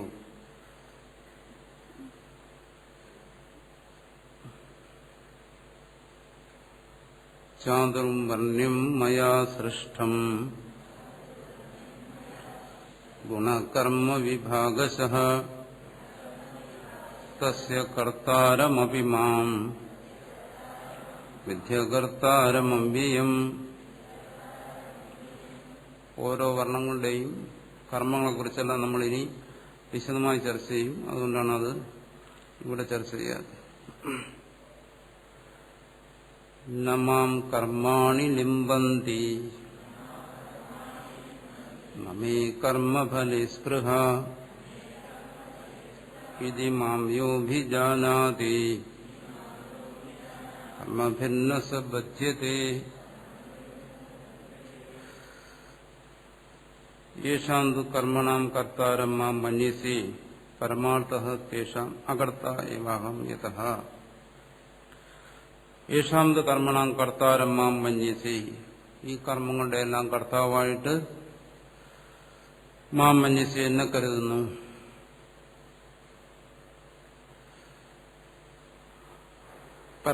പരമാർത്ഥത്തിലോ തേഷാം അകർത്താ ഏവാഹം, ഞാൻ ഇതിന്റെ എല്ലാം അകർത്താവാണ്. വാസ്തവത്തിൽ ഇതിന്റെ ഒന്നും കർത്തൃത്വം എന്നിൽ ഇല്ല എന്നാണ്. ഇവിടെ എന്താണ്? ഞാൻ സൃഷ്ടിച്ചു, ഞാൻ ഇതിന്റെ അകർത്താവാണ് എന്നിങ്ങനെ പറയുന്നു. ഇതെന്തുകൊണ്ട് അങ്ങനെ പറയുന്നു? കാരണം ഇവിടെ ഉപദേശിക്കുന്ന ശ്രീകൃഷ്ണ ഭഗവാൻ മനുഷ്യരൂപത്തിൽ ഒരവതാര രൂപത്തിൽ നിന്നുകൊണ്ടാണ് ഉപദേശിക്കുന്നത്. അതുകൊണ്ടാണ് ഇവിടെ ഞാനെന്നും എന്റെ എന്നും പറയുന്നത്. ഞാനെന്നും എന്റെ എന്നും പറയുന്നത് തന്റെ അവതാര സ്വരൂപത്തെ സ്വീകരിച്ചുകൊണ്ട് പറയുകയാണ്. കാരണം ചാതുർവർണ്ണ്യം ഞാൻ സൃഷ്ടിച്ചു എന്ന് പറയുമ്പോൾ കൃഷ്ണൻ ഗീത ഉപദേശിക്കുന്നതിന് മുമ്പും ഉണ്ടായിരുന്നു ചാതുർവർണ്ണ്യം. അതിന് മുമ്പും മനുഷ്യരുണ്ടായിരുന്നു. അപ്പോഴും ഇതെല്ലാം നടന്നിരുന്നു. അതാണ് അർജുനൻ നേരത്തെ ചോദിച്ചത്. അല്ല, നീ ഉപദേശിച്ചു, നീ സൃഷ്ടിച്ചു എന്നെല്ലാം പറഞ്ഞ എങ്ങനെ ശരിയാവും? അപ്പൊ അതിന് സമാനം പറഞ്ഞു കഴിഞ്ഞു. എന്താണ് ഇവിടെ ഇപ്പൊ താൻ എന്ന് പറയുന്നത്? തന്റെ അവതാര രൂപത്തെ ഉദ്ദേശിച്ചിട്ടാണ്. താൻ തന്നെയാണ് ആദിയിൽ പരമാത്മാവായിരുന്ന് സർഗാദിയിൽ സൃഷ്ടിച്ചത്. ആ സർഗാദിയിലുള്ള സൃഷ്ടിയെക്കുറിച്ചാണ് പറയുന്നത്. അത് കഴിഞ്ഞ് പല അവതാരങ്ങളും വന്നു കഴിഞ്ഞു. ഇപ്പോൾ ശ്രീകൃഷ്ണ രൂപത്തിൽ നിൽക്കുകയാണ്. അങ്ങനെ ശ്രീകൃഷ്ണ രൂപത്തിൽ നിൽക്കുന്ന ഈ ഞാൻ തന്നെയാണ് സൃഷ്ടിയുടെ ആദിയിൽ ഇതെല്ലാം ഈ പ്രപഞ്ചത്തെയൊക്കെ സൃഷ്ടിച്ച് ഇത്തരം ഗുണകർമ്മങ്ങൾക്കനുസരിച്ച് സൃഷ്ടി നടത്തി ഈ തത്വത്തെയെല്ലാം ഉപദേശിച്ചത് എന്ന് തന്റെ ഈ അവതാര സ്വരൂപത്തെ അർജുനന് ബോധ്യപ്പെടുത്തി കൊടുക്കാൻ വേണ്ടിയിട്ടാണ് പറയുന്നത്. നമാം കർമാണി നമാം താനി കർമാണി ലിംബന്തി. ആ കർമ്മങ്ങളൊന്നും എന്നെ സ്പർശിക്കുന്നില്ല, കർമ്മങ്ങളൊന്നും എന്നെ ബന്ധിക്കുന്നില്ല എന്നർത്ഥം. സാധാരണ ജീവനെ കർമ്മങ്ങൾ, അവൻ ചെയ്യുന്ന കർമ്മങ്ങൾ അവനെ ബന്ധിക്കുന്നു. എങ്ങനെ? ആ കർമ്മങ്ങൾ അവനിൽ പുണ്യപാപങ്ങളെ ഉണ്ടാക്കുന്നു, ജന്മത്തെ ഉണ്ടാക്കുന്നു, മരണത്തെ ഉണ്ടാക്കുന്നു, ഇതെല്ലാം അവനിൽ സംഭവിപ്പിക്കുന്നു. പക്ഷേ മാം താനി കർമാണി ലിംബന്തി, ദേഹാദ്യാരംഭകത്വനെ എങ്ങനെ ബന്ധിക്കുന്നു എന്ന് കാണിച്ചാണ്. ഒരുവനൊരു പ്രവൃത്തി ചെയ്തു കഴിഞ്ഞാൽ ആ പ്രവൃത്തിക്കനുസരിച്ച് അവന് സംസ്കാരം ഉണ്ടാകുന്നു, സംസ്കാരം അനുസരിച്ച് ജന്മം ഉണ്ടാകുന്നതാണ് ദേഹാദ്യാരംഭകം. ദേഹാദികൾക്ക് അത് കാരണമായി തീരുന്നു. പക്ഷേ ഭഗവാനിൽ അത് സംഭവിക്കുന്നില്ല. എന്തുകൊണ്ട്? അഹങ്കാര അഭാവ. അഹന്തയോടുകൂടി കർമ്മം ചെയ്യുന്നിടത്താണ് അന്ധകരണത്തിൽ അതിനനുസരിയായ സംസ്കാരം ഉണ്ടാകുന്നത്. അതനുസരിച്ചാണ് പിന്നീട് പ്രാരബ്ധം കൊണ്ട് ജന്മം ഉണ്ടാകുന്നത്. ഇവിടെ എന്താണ്? ഭഗവാൻ പ്രാരബ്ധമില്ല. ഭഗവാൻ അവതരിക്കുന്നത് പ്രാരബ്ധം കൊണ്ടല്ല. എന്തുകൊണ്ട്? പ്രാരബ്ധം ഉണ്ടാവണമെങ്കിൽ അവിടെ അഹന്ത വേണം. ഇവിടെ അഹങ്കാരാഭാവ, ജീവനിൽ കാണുന്ന അഹന്ത ഈശ്വരനില്ല. സ്വേച്ഛയാ സ്വമായാശക്തി ഉപയോഗിച്ചൊരു ശരീരം സ്വീകരിച്ചതാണ് ശ്രീകൃഷ്ണ രൂപം. അതെന്ന് പറയുന്നു ആ കർമ്മങ്ങളൊന്നും എന്നെ ഒരിക്കലും ബന്ധിച്ചിട്ടില്ല. എന്നുവെച്ചാൽ തേഷാം കർമ്മണ ഫലേഷും മേ മമ സ്പൃഹ തൃഷ്ണ. ആ ജീവന്റെ നിലയിൽ നിന്നുകൊണ്ട് ആ വ്യത്യാസത്തെ മനസ്സിലാക്കാൻ വേണ്ടി പറയുകയാണ്. എങ്ങനെയാണോ നിനക്ക് നിന്റെ കർമ്മങ്ങളോട് താല്പര്യം ഉണ്ടാകുന്നത്, യുദ്ധത്തോടും യുദ്ധത്തിന്റെ ഫലമായ സ്വർഗത്തോടും രാജ്യത്തോടും സുഖത്തോടും എല്ലാം നിനക്ക് താല്പര്യം ഉണ്ടാകുന്നത്, തേഷാം കർമ്മണാം ഫലേഷു മേ, ഈ ഞാൻ ചെയ്തിട്ടുള്ള ഈ സൃഷ്ടി കാര്യങ്ങളിൽ മമ സ്പൃഹ തൃഷ്ണ, അതൊരിക്കലും എന്നിലില്ല, അഹന്തയില്ല, അവിടെ തൃഷ്ണയുമില്ല. യേഷാം ദു സംസാരിണാം അഹം കർത്ത ഇത്യഭിമാന കർമ്മസു. പക്ഷെ സംസാരികൾക്ക്, അതായത് ജീവന്മാർക്ക് ഞാനിതായി പ്രവൃത്തി ചെയ്യുന്നു എന്നുള്ളൊരു അഭിമാനം അവനിൽ എല്ലാ കർമ്മങ്ങളിലും വരും. ഞാൻ ഈ പ്രവൃത്തി നല്ലവണ്ണം ചെയ്യുന്നു, അല്ലെങ്കിൽ ഈ പ്രവൃത്തി എനിക്ക് ചെയ്യാൻ കഴിയുന്നില്ല. ഏതെങ്കിലും തരത്തിൽ കർമ്മവുമായി ബന്ധപ്പെട്ട ഒരു അഭിമാനം ഉണ്ടാകും. സ്പൃഹ തദ്ഫലേഷിച്ച, സ്വാഭാവികമായിട്ട് കർമ്മത്തിൽ അഭിമാനം ഉണ്ടായിക്കഴിഞ്ഞാൽ ആ കർമ്മത്തിന്റെ ഫലത്തോട് അവനൊരു താല്പര്യം വരും മനസ്സിൽ. അത് ജീവൻ ഒഴിവാക്കാൻ പ്രയാസമാണ്. താൻ കർമാണി ലിംബന്തീതി യുക്തം. അങ്ങനെയുള്ളവരെ ആ കർമ്മങ്ങൾ ബന്ധിക്കുന്നു. അത് ശരി തന്നെയാണ്. തദഭാവ, അങ്ങനെയൊന്നും എന്നിൽ സംഭവിക്കുന്നില്ല, എന്നിൽ തൃഷ്ണയില്ല, അഹന്തയില്ല. അതുകൊണ്ട് നമാം കർമാണി ലിംബന്തി, എന്നെ കർമ്മങ്ങൾ ഒരിക്കലും ബന്ധിക്കുന്നില്ല. ഇത്യവും യോ അന്യോപി മാം ആത്മത്വേന അഭിജാനാതി നാഹം കർത്ത നമേ ഫലേ സ്പൃഹ ഇതി സ കർമ്മഭിർന ബധ്യതി. അങ്ങനെ ആരാണോ എന്റെ തത്വത്തെ മനസ്സിലാക്കുന്നത്, ഈശ്വര തത്വത്തെ മനസ്സിലാക്കുന്നത് എന്നർത്ഥം. അതായത് അങ്ങനെ പറയുന്നതിന് ഒരു താല്പര്യം കൂടിയുണ്ട്. അവസാനം പറയും എന്താണ്? യോ മാം അഭ്യസൂയതി, എന്റെ ഉപദേശം കേട്ടിട്ട് എന്നെ നിന്ദിക്കുന്നവരുണ്ട്. പലരും പറയും ഈ ഉപദേശിക്കുന്ന ആള് ഈ ഉപദേശിക്കുന്ന പോലെ അല്ലല്ലോ പ്രവർത്തിക്കുന്നത് എന്ന് പറയും. കാരണം കൃഷ്ണചരിതം അങ്ങനെയാണല്ലോ. അത് കേട്ടിട്ട് പറയാം ഒരുപാട് ദുഷ്ടന്മാരെ കൊന്നിട്ടുണ്ട്, ഗോപികമാരുമായി രാസലീലയൊക്കെ നടത്തി. അങ്ങനെയുള്ള ഒരാൾ ശമതമാദികളെ കുറിച്ച് പറഞ്ഞു കഴിഞ്ഞാൽ ഇദ്ദേഹത്തിന് എങ്ങനെ ഗുരുവായി അംഗീകരിക്കും എന്ന് പറഞ്ഞ് കൃഷ്ണനെ അന്നും നിന്ദിച്ചിരുന്നു. ശിശുപാലനെ പോലെയുള്ളവരും മറ്റും പിൽക്കാലത്തും നിന്ദിക്കുന്നുണ്ട്. പക്ഷേ അങ്ങനെ നിന്ദിക്കുന്നവരൊരു മനസ്സിലാക്കണം എന്താണ്? നമാം കർമാണി ലിംബന്തി നമേ കർമ്മഫലേ സ്പൃഹ. ഈശ്വരനിൽ അഹന്തയില്ല, ഈശ്വരനിൽ കർത്തൃത്വമില്ല, കർമ്മഫലക്കുള്ള തൃഷ്ണയില്ല. അതുകൊണ്ട് എന്നെ ആരാണോ എന്റെ സ്വരൂപത്തിൽ മനസ്സിലാക്കുന്നത്, എന്റെ വാസ്തവ രൂപത്തിൽ മനസ്സിലാക്കുന്നത്, അവൻ ഈശ്വരനെ നിന്ദിക്കത്തില്ല.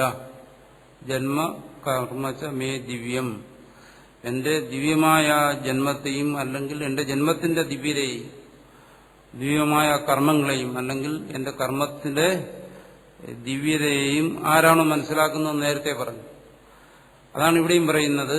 അങ്ങനെ മനസ്സിലായി കഴിഞ്ഞാൽ ഇവിടെ എന്താണ്?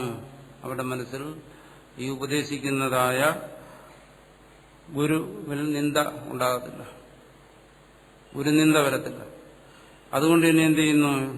മാം യോ അഭിജാനാദി, സമ്യക്കായി അറിയുന്നു. ഇവിടെ ഗുരുവിനെ, അവതാര പുരുഷനെ ശരിയായി അറിയുന്നു, തത്വത്തെ അറിയുന്നു. അങ്ങനെ അറിയുന്നവന്റെ മനസ്സിൽ എന്തുവരും?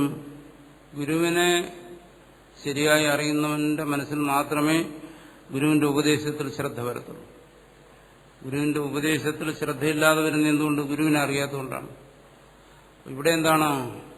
ഭഗവാൻ ഇവിടെ ഗുരുവാണ്, ഗുരുവായി ഉപദേശിക്കുകയാണ്. ഈ ഉപദേശത്തിൽ പൂർണ്ണമായ ശ്രദ്ധ വരണമെങ്കിൽ എന്ത് വേണം? ശ്രദ്ധ വന്നാലേ അത് അനുഷ്ഠിക്കത്തുള്ളൂ. ഉപദേശത്തിൽ ശ്രദ്ധ വരുമ്പോൾ അശ്രദ്ധയുള്ളവൻ അത് അനുഷ്ഠിക്കുന്നു. അങ്ങനെ അനുഷ്ഠിച്ചവൻ മോക്ഷമാർഗത്തിലേക്ക് സഞ്ചരിക്കുന്നു. അതേസമയം ഉപദേശത്തിൽ ശ്രദ്ധയില്ലാത്തവനാണെങ്കിലോ, മറിച്ച് നിന്ദിക്കുന്നവനാണെങ്കിലോ, ഗുരുവിന്റെ ചെയ്തികളിൽ ദോഷം കാണുന്നവനാണെങ്കിലോ അവൻ ഉപദേശത്തിൽ ശ്രദ്ധ വരത്തില്ല, അവനത് അനുഷ്ഠിക്കത്തില്ല.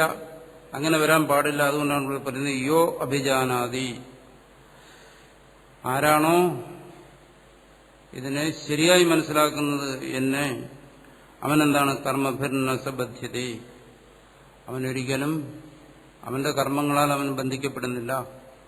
അല്ലെങ്കിൽ എന്റെ കർമ്മ നിയമത്തിൽ നിന്ന് അവൻ മുക്തനായിത്തീരുന്നു. എന്തുകൊണ്ട്?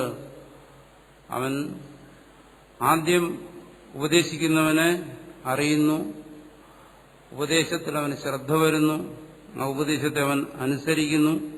അപ്പോൾ കർമ്മ രംഗത്ത് നിൽക്കുന്നവൻ എന്ത് ചെയ്യുന്നു? കർമ്മത്തെ കർമ്മയോഗമായി അനുഷ്ഠിക്കുന്നു, ഈശ്വര ആരാധനയെ അനുഷ്ഠിക്കുന്നു, ഈശ്വര പ്രീതിക്ക് വേണ്ടി അവൻ കർമ്മം ചെയ്യുന്നു. അങ്ങനെ വരുമ്പോൾ അതവന് ചിത്തശുദ്ധിക്ക് കാരണമായി തീരും. കർമ്മഭിർണസബദ്ധ്യത, അവൻ കർമ്മങ്ങളെ കൊണ്ട് ബന്ധിക്കപ്പെടുന്നില്ല എന്നാണ്. ഒരു അവതാര പുരുഷനെ തിരിച്ചറിഞ്ഞ് അവതാര പുരുഷനെ അവതാരമായി തന്നെ കണ്ട് ആ അവതാര പുരുഷന്റെ ഉപദേശങ്ങളെ സ്വീകരിക്കുന്നവൻ, ഉപദേശങ്ങളെ അംഗീകരിക്കുന്നവൻ, അതിൽ ശ്രദ്ധയുള്ളവൻ, അതുകൊണ്ട് തന്നെ അവൻ മുക്തനായിത്തീരുന്നു. ആ ശ്രദ്ധ തന്നെ അവനെ മോക്ഷത്തിൽ ക്രമേണ പടിപ്പടിയായി അവനെ മുന്നോട്ട് നയിച്ച് മോക്ഷത്തിലെത്തിക്കുന്നു എന്നർത്ഥം. അതാണ് ഇവിടെ പറയുന്നത്, നമാം കർമാണി നിമ്പന്തി നമേ കർമ്മഫലേ സ്പൃഹ. ഈ തത്വത്തെ മനസ്സിലാക്കാൻ എനിക്കിതുമായിട്ട് യാതൊരു കർമ്മങ്ങളെല്ലാം, ഭഗവാനിൽ കാണുന്ന കർമ്മങ്ങളെല്ലാം മറ്റുള്ളവരുടെ കാഴ്ചയിൽപ്പെടുന്ന വസ്തുക്കളാണ്, പരമാർത്ഥത്തിലുള്ളതല്ല എന്നിങ്ങനെ അറിഞ്ഞ് ആ ഉപദേശത്തിൽ ശ്രദ്ധ ഉണ്ടായിക്കഴിഞ്ഞാൽ മാത്രമേ അവന് ഈ കർമ്മബന്ധനത്തിൽ നിന്ന് മോചിക്കാൻ കഴിയൂ. അത് അദ്വൈതത്തിന്റെ ഭാഷയിൽ ഒന്നുകൂടി തെളിച്ച് ഭാഷകാരനോട് പറയുകയാണ്, ഇത്യേവം യോ അന്യോപി മമാത്മത്വേനഭിജാനാതി.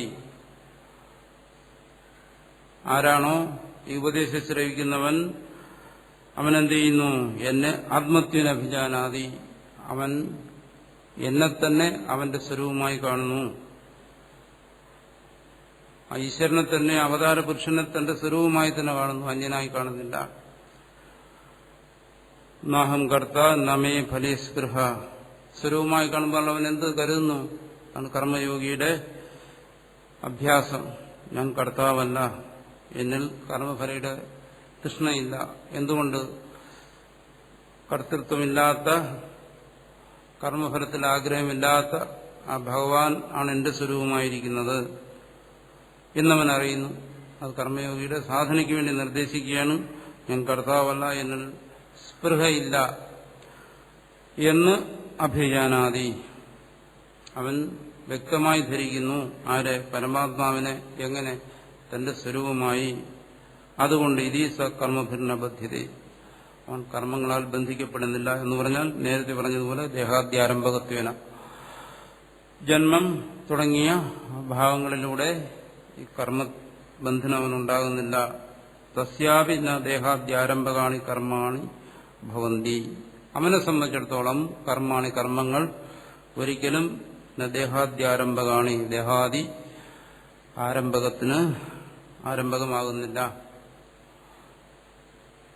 ദേഹാദികൾ കാരണമായി തീരുന്നില്ല എന്നർത്ഥം.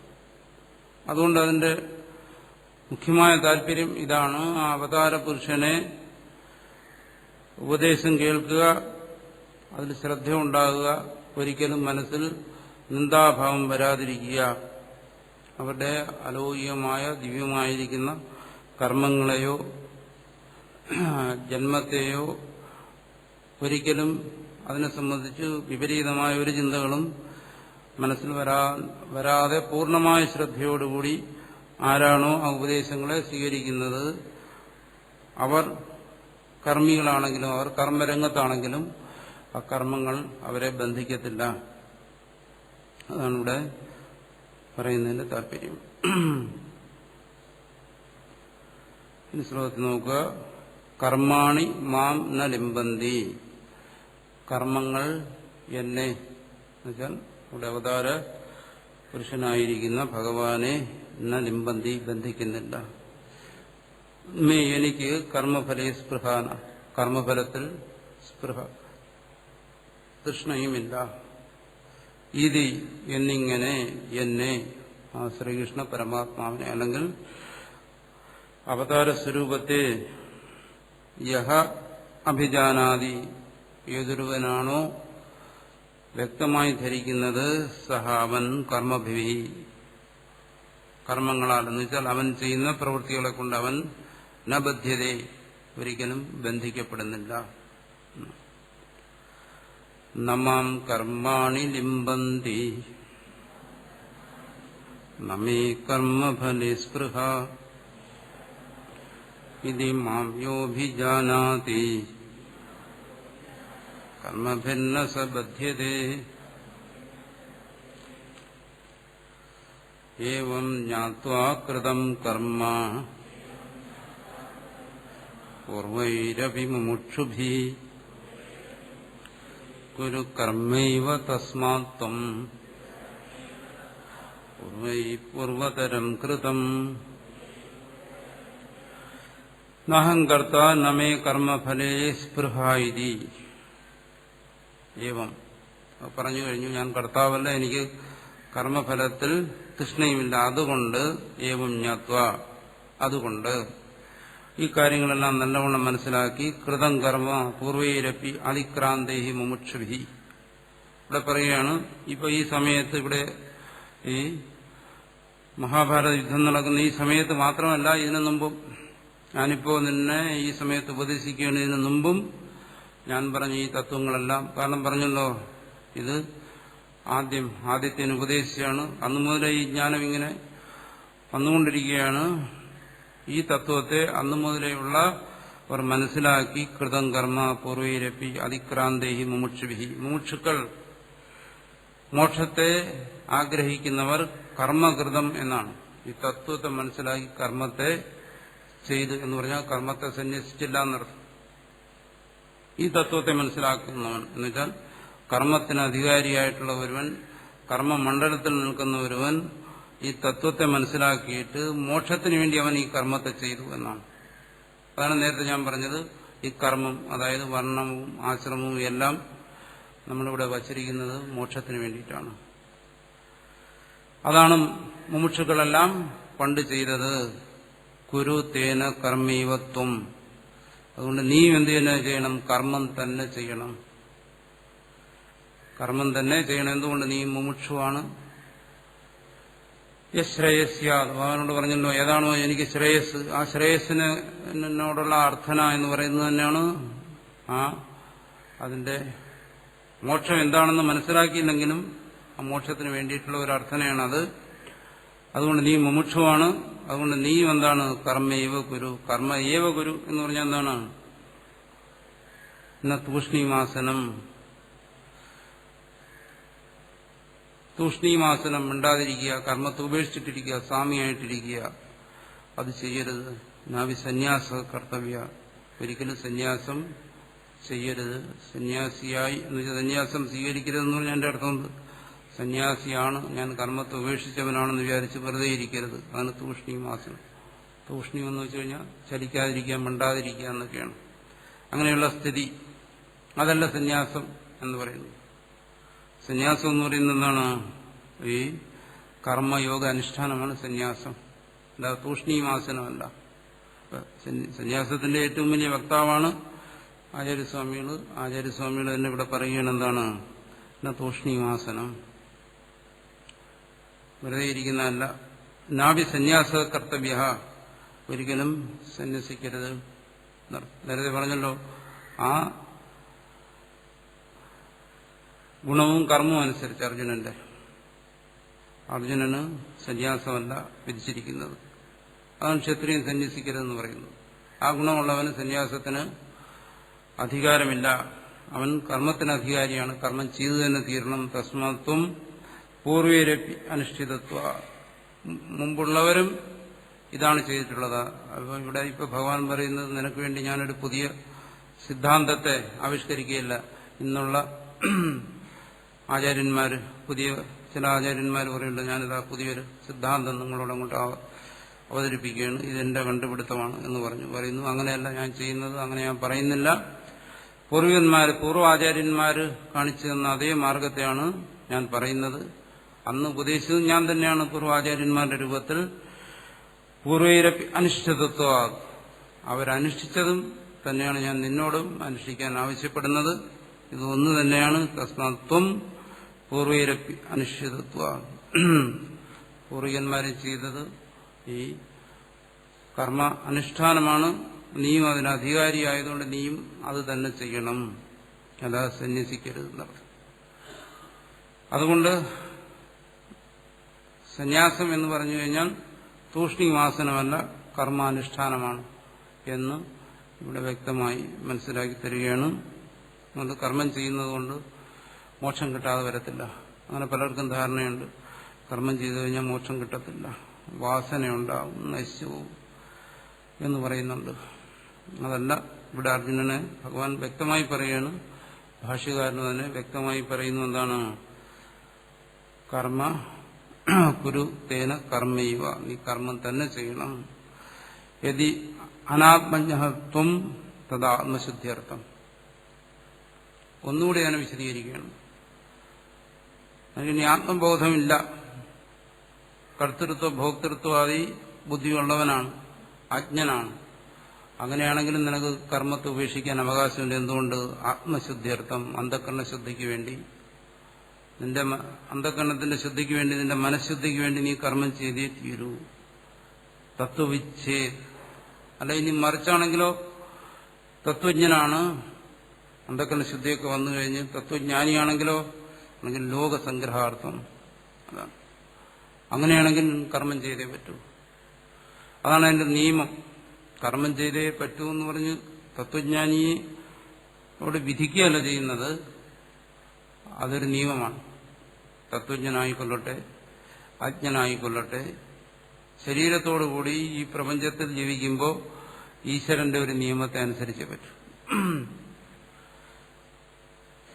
ഗഹന കർമ്മണോ ഗതി, കർമ്മത്തിന്റെ ആ ഗതി, പോക്ക്, നിയമം അത് അതിസൂക്ഷ്മമാണ്. ഈശ്വരന് മാത്രം ഗ്രഹിക്കാവുന്നുള്ള ഒന്നാണ്. മനുഷ്യന്റെ ബുദ്ധിക്ക് എത്ര വലിയ തത്വജ്ഞാനം നേടിയാലും ഗ്രഹിക്കാവുന്നുള്ള ഒന്നല്ല. അതുകൊണ്ട് ഈശ്വര നിയമത്തിന് അനുസരിച്ച് ലോകസംഗ്രഹാർത്ഥം, ലോകസംഗ്രഹത്തിന് വേണ്ടിയിട്ട് എന്താണ്? തത്വവിച്ഛേദ് ലോകസംഗ്രഹാർത്ഥം. തത്വവിത്താണെങ്കിൽ ജ്ഞാനിയാണെങ്കിലും എന്ത് ചെയ്യണം? ലോകസംഗ്രഹാർത്ഥം കർമ്മം ചെയ്തേ പറ്റൂ.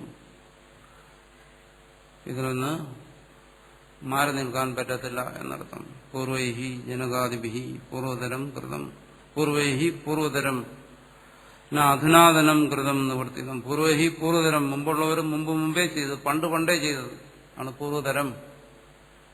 പഴയ കാലം മുതലേ ജനകാദികൾ ചെയ്യുന്നത് അത് തന്നെയാണ്. ജനകനും മറ്റുമെന്നാണ് തത്വജ്ഞാനം ഉണ്ടായിട്ടും കർമ്മം ചെയ്തു, കർമ്മത്തെ ഉപേക്ഷിച്ചില്ല. അതുകൊണ്ടെന്താണ്? നീയും അത് തന്നെ ചെയ്യണം. അങ്ങനെ ലോകസംഗ്രഹത്തിന് വേണ്ടി ചെയ്യണം. കാരണം നിന്റെ മണ്ഡലം അതാണ്, നീ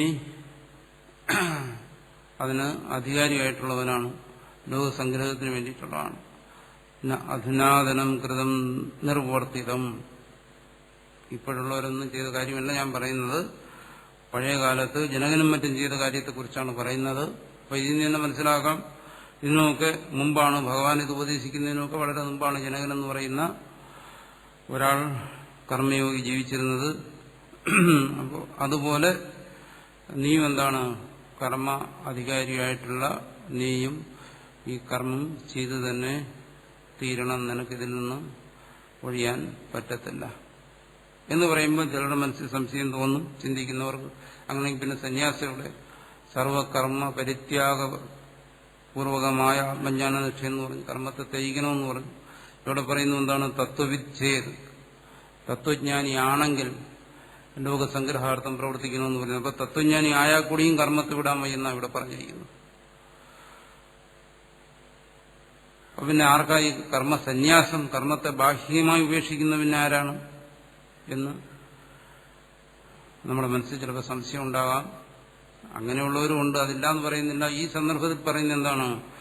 കർമ്മ അധികാരിയായി ഇരിക്കുന്ന ഒരാൾ, അതും എങ്ങനെയുള്ള അധികാരിയായിരിക്കുന്നു?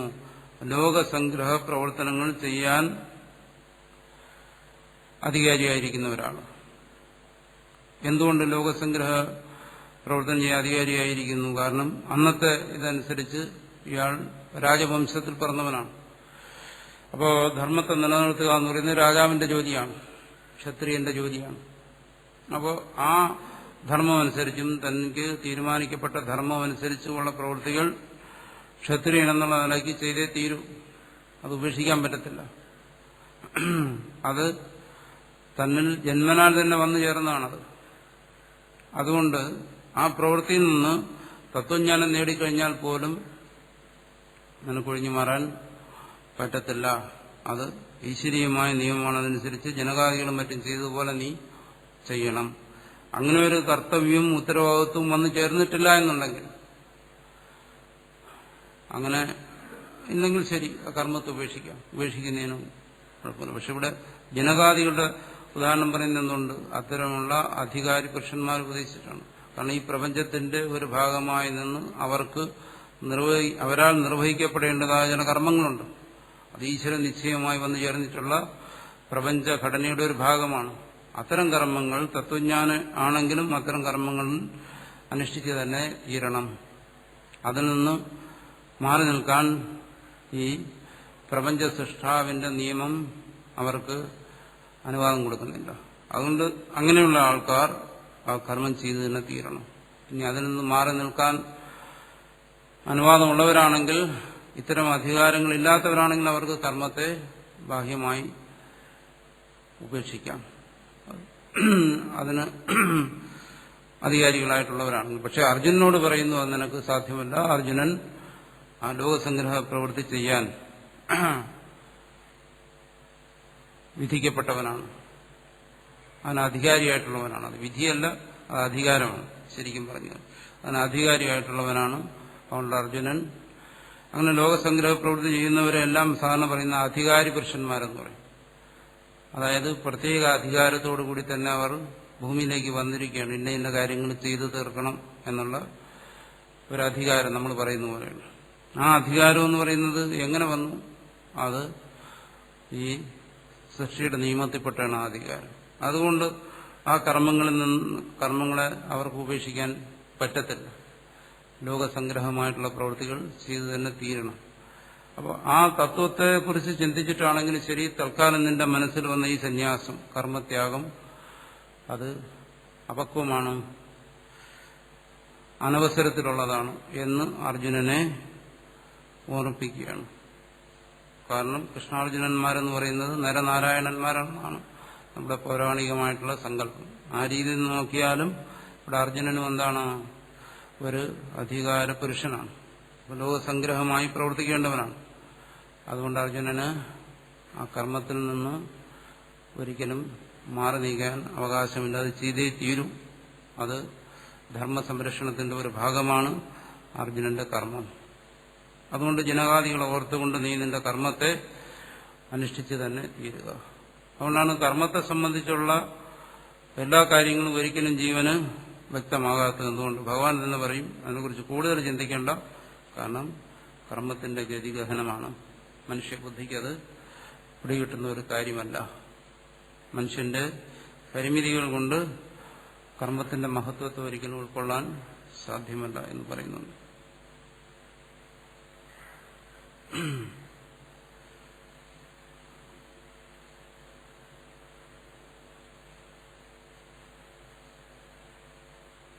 ഇനി ശ്ലോകത്തിൽ നോക്കുക. പൂർവൈരവി മുമുക്ഷുഭി,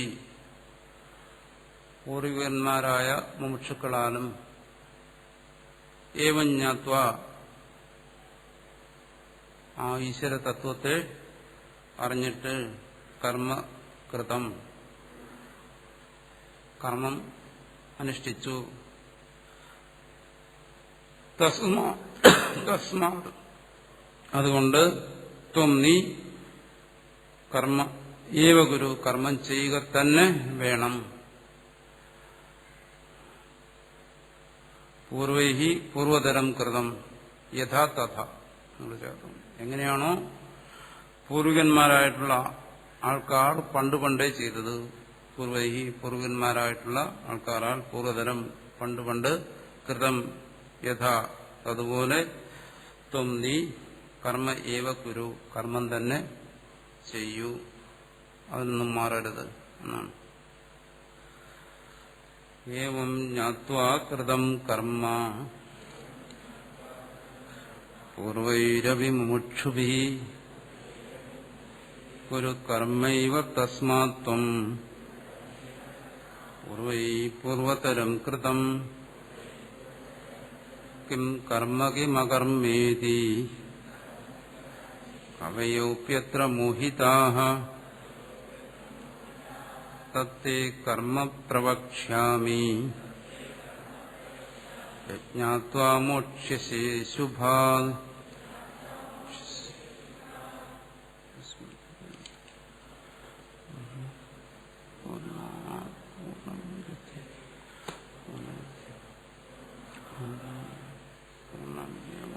ശിഷ്യൻ